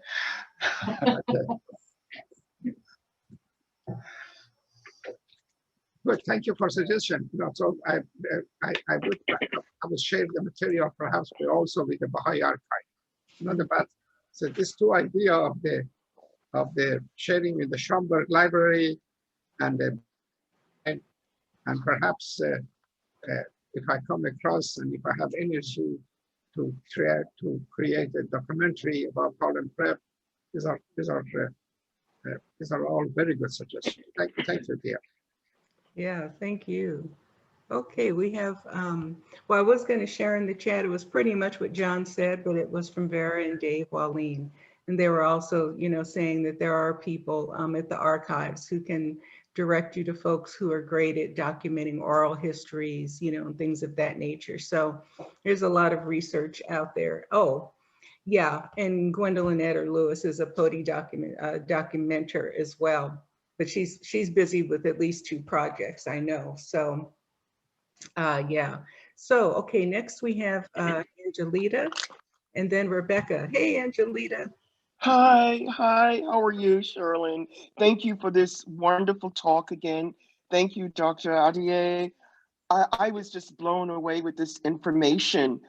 I went to college in New York City, and actually in Harlem, the City University of New York, which was on the hill overlooking Harlem. Exactly. And this is back in the 70s, and so I am familiar with all of these historical people that you've named. This is just incredible. And I had always heard about Harlem Prep, as everybody had at that time, but I never knew the Baha'i connection until tonight. And I would really thank you so much for this talk. And thank you, Sherlyn, for saying these are Baha'i stories that need to be archived, either through interviews orally or with the photographs as well, because people like to hear stories. They love to hear stories.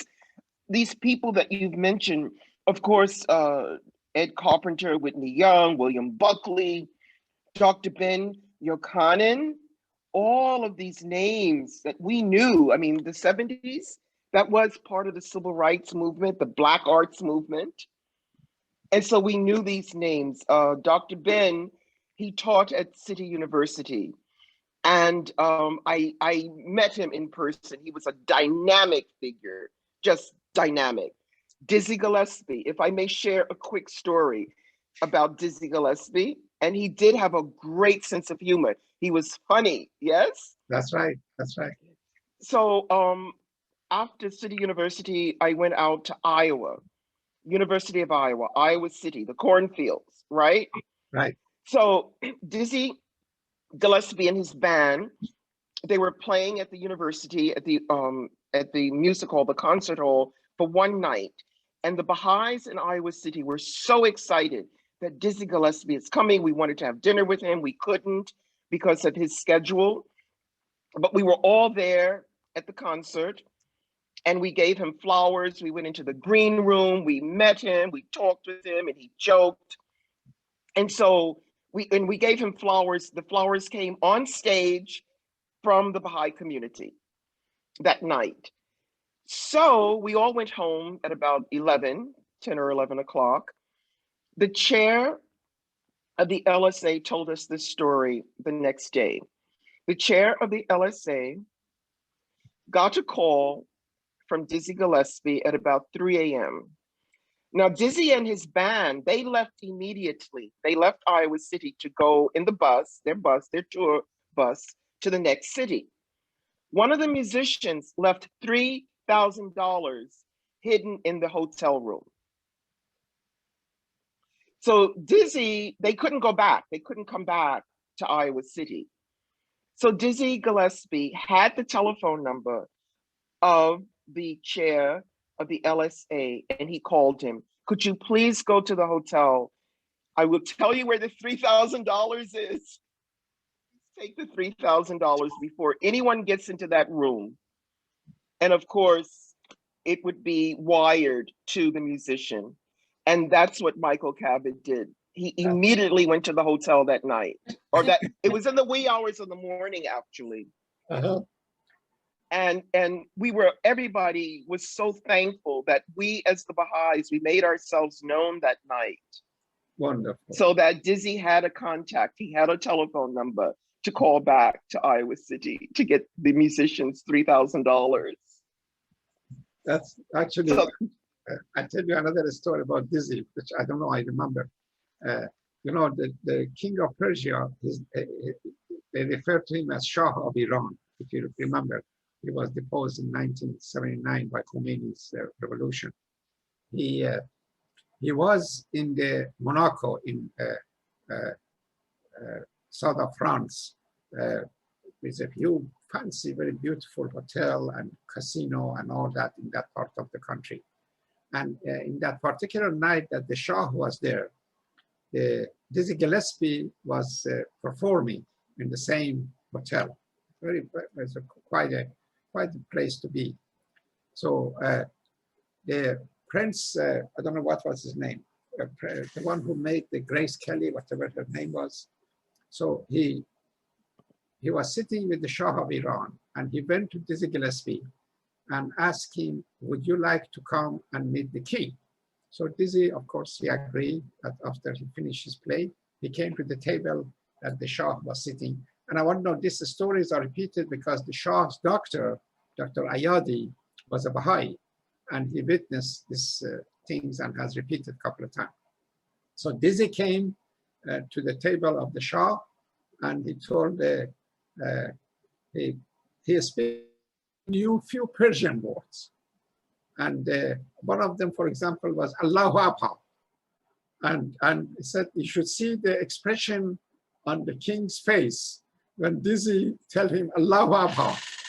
And then they had the, he said, what do you know? He said, oh, I love Iran. Baha'u'llah came from Iran. And this and that. And he said, it's amazing, the Shah with all his entourage and all people around the table. They said this, and later on the Shah kept repeating this goddamn guy who play a flute or whatever. Yeah, they really tried to undermine that he came and he was a Baha'i and he told me Allahu Akbar. So this was a typical Dizzy, the way he conduct himself and the way he carry on. Thank you for sharing, honey. Thank you so much. Those are wonderful stories. Rebecca? Oh, I want to thank you so much, Dr. Ahdieh. This is so inspiring and it's so timely as the Baha'i start looking at social action and social justice. You're so in front of your time. I'm curious about the school and a little bit about your life. You showed us one picture with, I think it was 3 nuns and a whole bunch of teachers. Somewhere is a camera, and I'm wondering, how is decision-making done? Who's inviting the teacher to come? Who's in, what did your day look like? You had to have gotten there at the crack of dawn and then never went home. So I would love for you to talk a little bit about it's amazing that it was so, the life was very spontaneous. The hiring of people was most interesting things, because one of my responsibility was after Ed Carpenter make a decision or does something, we have to find a way to implement it. We're running out of money to make the payroll, and all of a sudden he goes to Iowa City or he goes to Columbia University and come across this man who show interest to be a teacher, and that Ed Carpenter felt like that he has the quality, and he hired him. And so now we have to find a way of budgeting him in and his salary and things like this. Or even the admission of a student, especially at the beginning, had nothing to do with the entrance test or things like this. It was mostly done with the interview and with the meeting face-to-face with the student to evaluate and to really explain to them that what this school is all about and what our intention is and what we can do for them. the faculty and administrator were pretty much involved in almost all the decision making. It was not coming from him or me or others. It was really joint thing. I'll give you another example. Because we had so many Baha'i teachers, some of them were anxious to close the school in the Baha'i holidays. And of course, we're not allowed to because we are chartered by New York State and you have to maintain certain days of schooling and all that. So one of them, a gutsy one, came to New York Spiritual Assembly and lodged a complaint about me that I refused to close the school on Baha'i holidays. And actually, I was a member of assembly and I was sitting there and listening to her. And she made such a wonderful argument that historically the Baha'is closed the school, even in Iran, you know, they sacrificed, they did this, they did that. I don't know where she did all that, her research. So I really sided with her in her presentation. So she was right. But at the same time, I couldn't do it because I was not allowed to. And other teachers that they were involved in that. If they were upset about something, one of them wanted to teach, well, I shouldn't go in detail. One of them was anxious to teach sex education. No, we trying to tell her that for God's sake, these kids are going to be with us for 1 year. They have to go to college. We have to prepare them for college. What the hell you want to teach them about the sex education right now? No, they can learn this later or somewhere else. So, and of course, there was a big discussion in the faculty and administrative meeting that shall we teach the sex education as part of our teaching or not? And we decided, okay, if the students are interested and teachers are interested, good luck. We want to talk about sex education. And things like this. So there was no textbook, for example. The teacher would prepare the lesson plans and they distribute some material for the student to follow and things like this. That's all I can say. Thank you for asking. Thank you, Rebecca. I have a question for you, Doctor. Sure, dear. Could you tell us a little bit more about Enoch Olenga and Dizzy Gillespie? I love Enoch Olenga. Enoch Olenga was a very unique person, very unique. You know, I sound like I'm bragging, but I knew almost every hand of a cause that at that time, because most of them, they used to come to New York because this is where the action was. Because they have to fly around, and when they fly around, they come to New York. And some of them would stay in New York. And it happened that we had the house, and some of them could stay with us and had the car. I could drive them around and things like this. And Olenga was somebody who really touched my heart. One reason probably because of his young age. And second, because I had, you know, in Persia, when I was younger and later on, you hear about all these amazing stories about him and Ali Nakhjavani and the days in Africa and how he became a Baha'i. You know the story that Ali Nakhjavani had the fireside and he suddenly showed up. He contacted Shukr Effendi to pray for the fireside. And this young man showed up that actually had the history of drinking lots of alcohol. And then he became a Baha'i and he became such a unique pioneering to Cameroon and other places. Between him and Dr. Mohajer, the two youngest hand of a cause, they really touched my heart when I met them and things like this. The humility they have. Even Olenga's wife, Elizabeth, she was a sweetheart that when I met her. And of course, the tragic end of their life. And when I went and visited the temple in Uganda, you know, right outside the temple, they are buried, he and his wife and his children that they were shot. Their grave is right there. It's such a touching scene. Tell the story of him visiting the temple. Oh, there's a story about him. I'm glad. Thank you, Tatiana. Olenga came to America. He was flying, I think, to California. So the plane has developed some problem in Chicago area, and it landed in Chicago. And they told them that there is no other way of living until following day. So they get the new plane and this and that. So he has never seen the Mashkal Askar, the temple in Wilmette. So he figured out, okay, it's 11, 12 o'clock at night. He's going to be there until next day. Why not go and visit the temple? So he got himself a taxi and he told him to take him to Wilmette and this and that. And he told the taxi driver when he got there, you wait for me. I'm going to be here for a short time, then I come back. So taxi driver is waiting. And then the driver noticed that this man, I think probably most of you have been in Chicago Temple. He noticed this man, every step he's taking, he's going on the ground and kissing the steps and hugging the column and kissing the column. So if it just got you a crazy black man at the middle of night, he's doing this kind of thing. He called the police that I had the passenger and he's here and he's acting very strange. So the head of the police chief knew Glenford Mitchell, who at that time was the Secretary of National Assembly. The police chief called Glenford Mitchell, there is something unusual is happening in the temple, and we are sending the few officer to investigate. Please put the lights on. So Glenford Mitchell wake up the security and wake up the maintenance people. Please put all the lights on to see what's going on.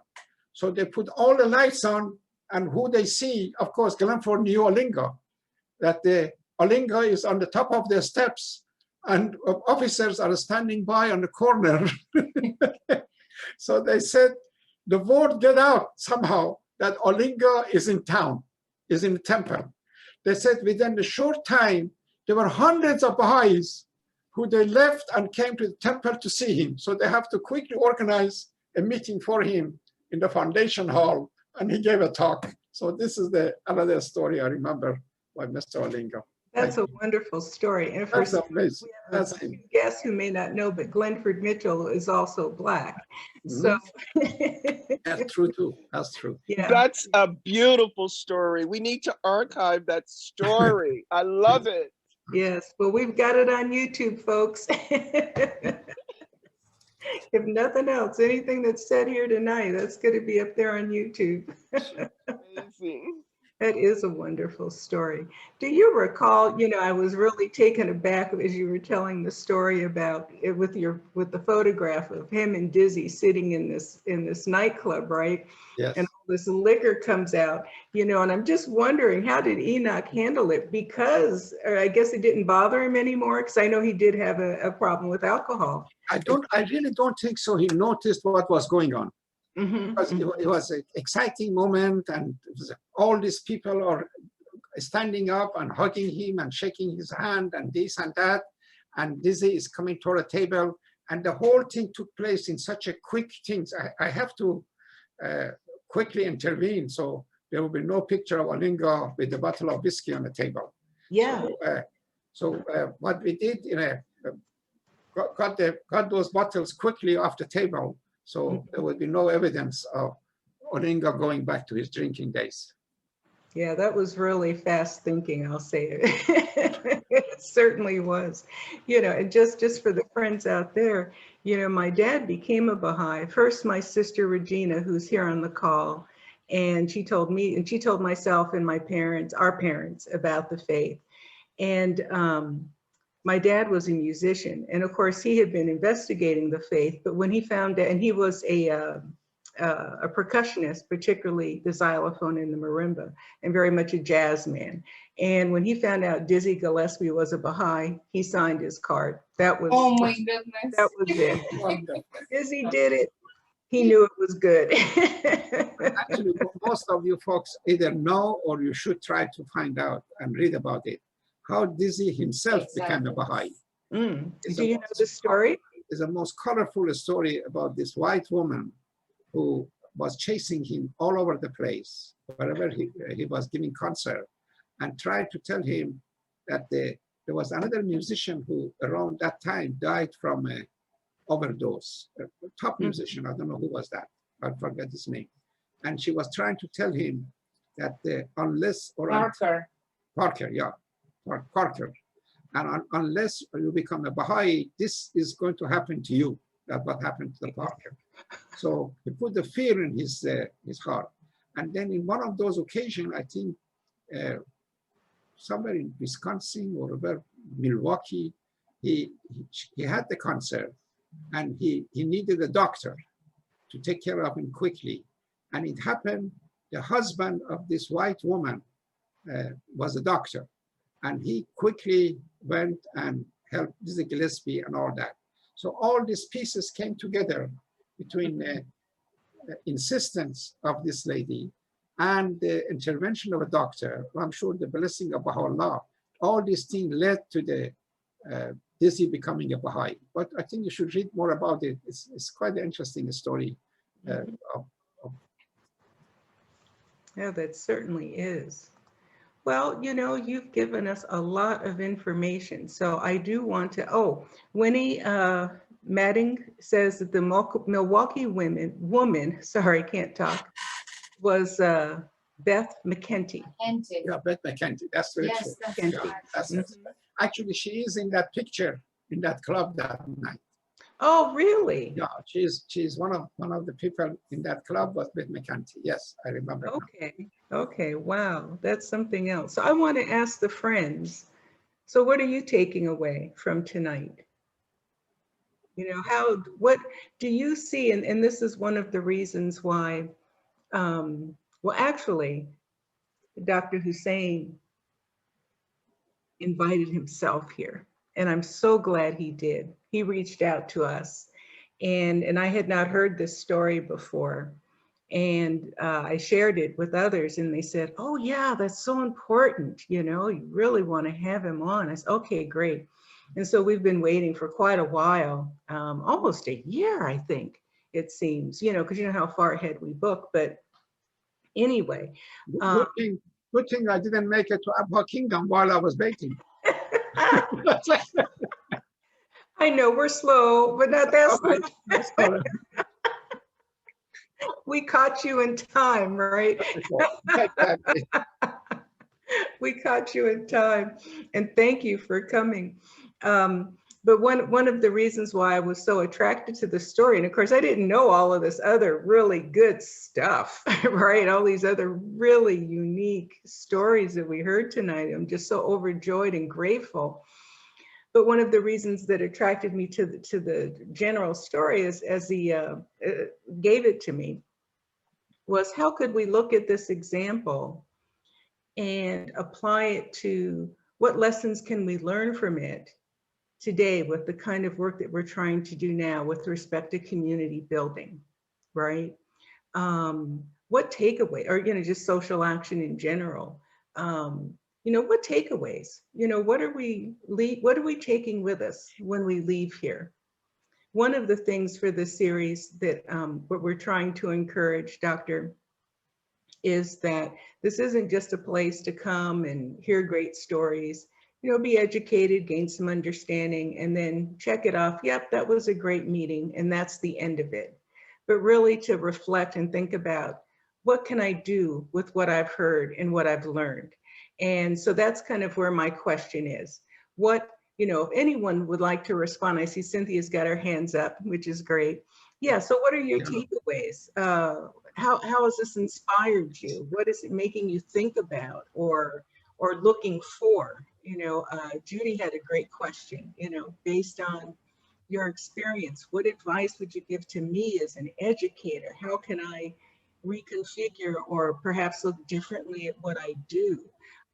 Is a wonderful example of that kind of application of what we have heard. So Cynthia? Yes, the doctor validates for me that all the spaces that we go into are good as a Baha'i, because we never know who we're going to touch in what space. So we should never say we can't go here or we can't do that or we can't be this or that, because we never know who we were intended to touch in that space. And that's what I was looking at, is so many places that he went and the various people that he met and touched as a Baha'i. And had he not gone in those spaces, you know, the clubs or the political things, then he would have never met these people. and have that influence on these people. So it's like, you know, if we live our lives, everything in the cause of God, you know, will be made right. So, you know, just, you know, do you in whatever space you're in. And, you know, it's for God, then it will be made, you know, right. So. Thank you, Cynthia. Anyone else? Yes, I do. I don't know if you see my little hand up there. Okay, yeah, go ahead. I'm outside and in the dark, so you can't see my picture. I'm sorry. That's But, okay. yes, and I agree with what Cynthia said. And also one of the takeaways I got is that I remember Dr. Ahdieh said that Ann Carpenter was kind of like the organizer brain behind this project. She was a Black woman, Ann Carpenter.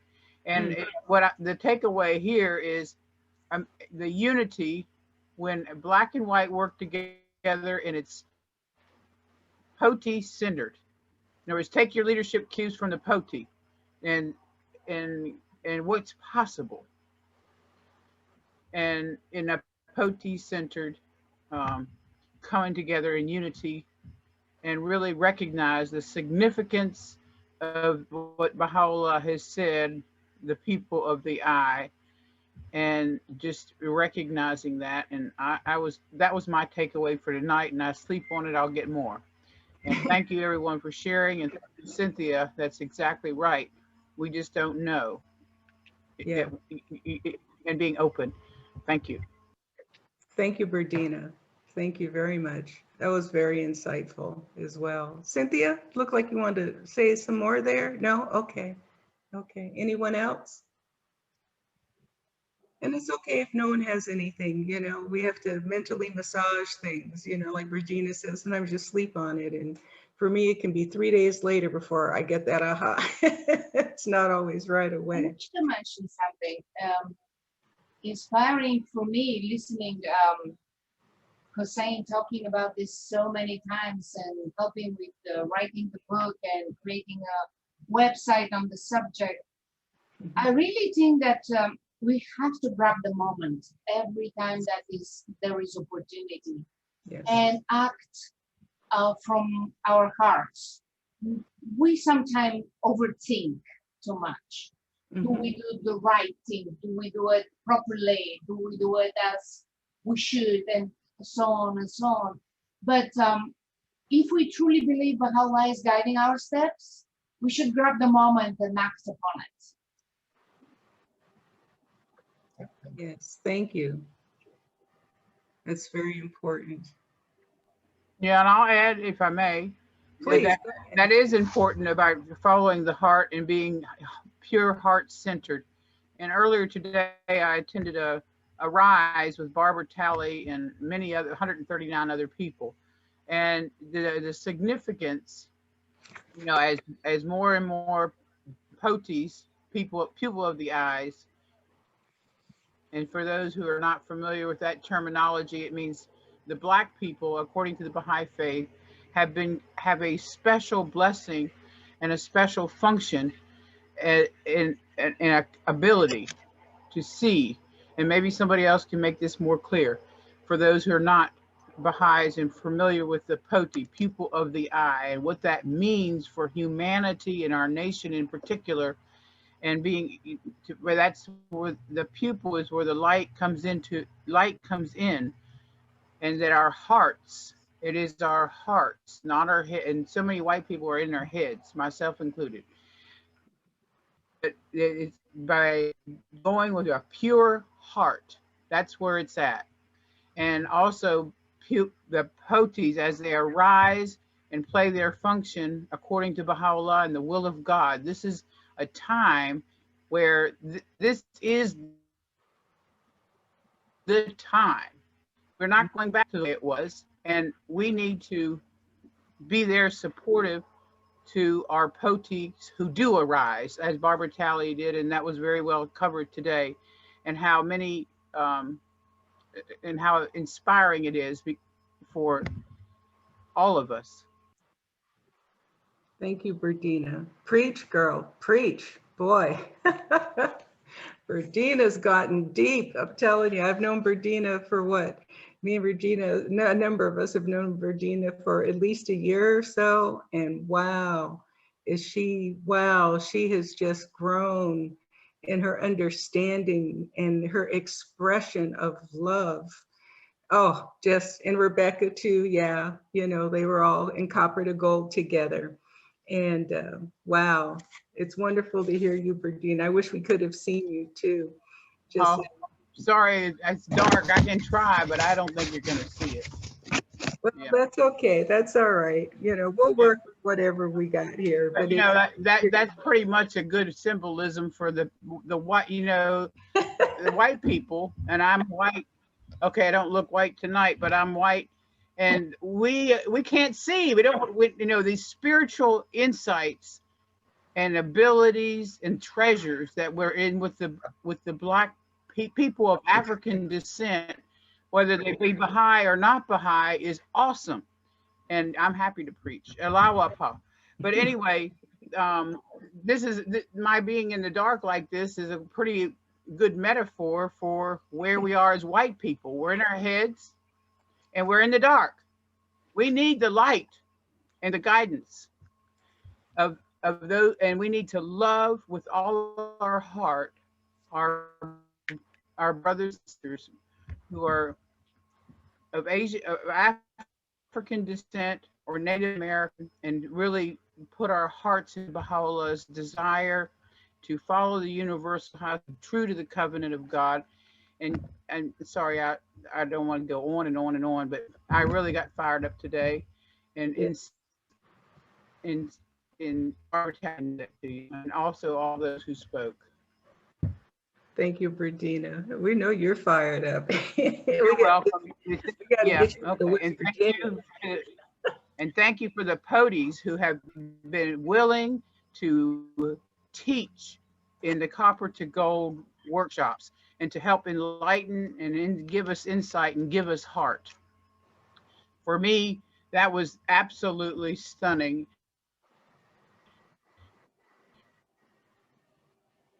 To help to our sisters and brothers, and to get rid of and so I got my heart from the POTIs in that Copper to Gold, that first group, and we called it something else at the time, but anyway, that's what it turned out to be. Yeah. Well, we didn't help you find. You always had the heart, Berdina. It was just a question of lighting it up and connecting it with the rest of you, and giving you that space to bring it out. And we're so grateful for you and for what you've given to all of us in return. I'd like to share one of the hidden words from Baha'u'llah, because it addresses the issue of, and you know, Cynthia said every space is a good space, right? You know, we don't need to worry about, are we going to do it right or not? And we have a lot of fear, where it's just natural. You know, we're human beings. You know, am I going to look stupid? Am I going to say something wrong? Am I going to hurt someone? Am I going to embarrass myself? You know, or things like that. And this hidden word, to me, I think just covers it. It's number 34, O Son of Spirit. The Spirit of holiness beareth unto thee the joyful tidings of reunion. Wherefore dost thou grieve? The Spirit of power confirmeth thee in his cause. Why dost thou veil thyself? The light of his countenance doth lead thee. How canst thou go astray? It's that last line. The light of his countenance doth lead thee. How canst thou go astray? You can't. And I just love that. I think it just is so reassuring and encouraging. So I thank you for letting me share that with all of you. So any other shares, comments, things like that for tonight? I'll tell you who we have coming up. We've got on the 24th, it's Justice Castaneda from Madison, Wisconsin. He's a Madison native. And he's the executive director of a grassroots organization called Commonwealth Development. And he's a doctoral candidate at UW-Madison, and his work centers on redlining and housing policy and education. And he'll be presenting his talk on redlining, systemic racism revealed. And you'll be getting a notification about that shortly. Then on August 14th, Todd Rustine is speaking, and his topic is A New Way of Thinking and Being, Eliminating Patterns of Thought and Behavior Rooted in White Supremacy. That's going to be a good one. It's really going to be interesting. And then to finish out August, Dr. Layla Mapayan is back with Black Women in Spirituality, Where Healing and Justice Meet. And so we're looking forward to that. And then our calendar is full for the rest of the year. I'll tell you more about those later. I have one date left open, October 23rd. So if you know of someone that you're like, yeah, get in there and, you know, give her a call, do a presentation, let me know. That's where we are at present. If you've enjoyed your experience here and you haven't been here before and would like to get our notifications, please just put your name in the chat. I'm sorry, not your name, but your email address and city and state, and I'll add you to our subscriber list. You'll get about 6 emails a month from us, 2 telling you about a presentation, and 2 telling you that the recording's available, and then 2 reminders of a presentation. So we try to keep it to a minimum. And what else? I see, is Bradley still here? Yes, Bradley. God bless Bradley. Bradley, can you come off camera? Are you decent? He didn't know I was going to do this. Okay, maybe not. Anyway, Bradley has agreed to help us with our Facebook posts. So the information we get for each presentation, he'll be putting it up on our Facebook page. And I am looking for someone else that can continue to help us with that, with our promotions, with Instagram, and getting it out to many of the other affinity groups, you know, that are on Facebook, to let them know about each of these presentations. So if you know of someone who knows their way around Facebook a bit and is interested in assisting with that, I would really be grateful, because that's a big part of widening our circle. So we have 498 subscribers on the list, not counting LSAs and listservs, and we're still growing. So thank you all so much for coming. And gosh, Dr. Hussein, thank you so much. But I have to ask you, please, please, please, come back and tell us more stories. Come back and give us a civil rights era recollection. Please do that for us, here or somewhere else. When you're ready to do that, we will add in, you know, we do this twice a month, right? Second and fourth Saturday.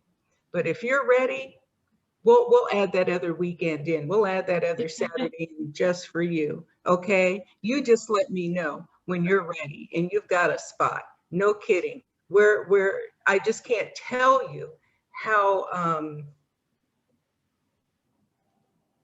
enormous, how grateful people will be to have that, to listen to that, to connect to what our spiritual and genetic ancestors have done in this country.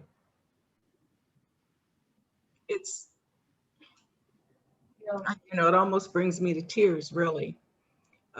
So please, you know, with deepest sincerity and integrity, please come back. Yes, Dr. Ahdieh, maybe you can take that October spot right now. Good thinking, Berdina. How about it, Doctor? All in favor? Boy, grab it while you can. Dear Kelly, can I say something? I'm sorry, you know, my video is not on, but I'm just so excited. I wanted, first of all, thanks, dear Hussein. I really enjoyed, and as everyone else said, that you have to document all these wonderful pictures and the stories. And also I want to tell dear Charlene that I love you. I have joined your wonderful events. It's about a month now, and I have enjoyed every one of them. Thank you so much. It's so inspiring. Every one of them have been really inspiring. Thank you so much for this service. Oh, thank you so much. We really appreciate your support, you know, and yeah, it means a lot to us. Thank you so much. Oh, and back to Bradley. Bradley got off the hook there for a minute. I segued myself from talking about Bradley. Oh, no, I didn't, because I explained what Bradley's doing. So Bradley is now part of the Racial Healing, Racial Justice team, is what I wanted to say. I got off into the other things we need help with. So we're really delighted to have Bradley join myself and Jillian and Nason and maybe Naomi, you know, we'll see, you know, I don't want to overwhelm her, but she's awfully talented. So yeah, Doctor, seriously, thank you, Berdina. Oh, we make a good team. So Doctor, would you like the October 23rd slot? Let me look at my calendar. Okay, we'll wait.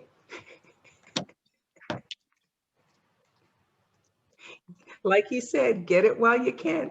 Get it while it's hot. Opportunity. Actually, that's how I find my wife. It's so funny with the stories. I told you how miserable my life was and how poor I was and how struggling I was. Oh, we lost you. Oh. Okay. You were looking at your calendar. And tell us the story in a minute. Yeah. Look at the calendar. I love you. Let's see, October. Berdina's all about the business, boy. You go. October 23. 23rd, yeah. Yes. Okay, that's fine, no problem. Awesome. Awesome. Inshallah. Now we hear the story, how you met your wife. Civil rights story. Okay. What happened was that in my younger days, when I was in Iran, I went to a summer school in Shiraz. And I met this family and I met this girl. And she was sort of sweet, but she didn't pay much attention to me.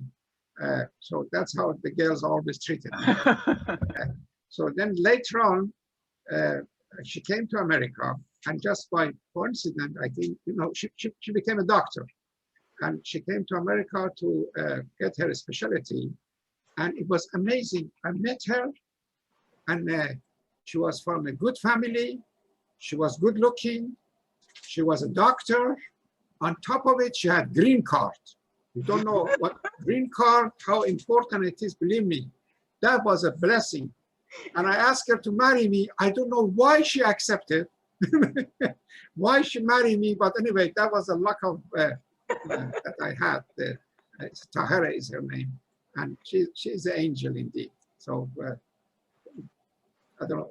Thank you. Beautiful. Thank you. Allah Akbar. Allah Akbar, my dear. Yes, it sounds like Baha'u'llah was watching out for you and putting Baha'u'llah been after me. Yeah, take care of me. That's for sure. That I really believe. My father used to pray a lot. Hours and hours he was praying.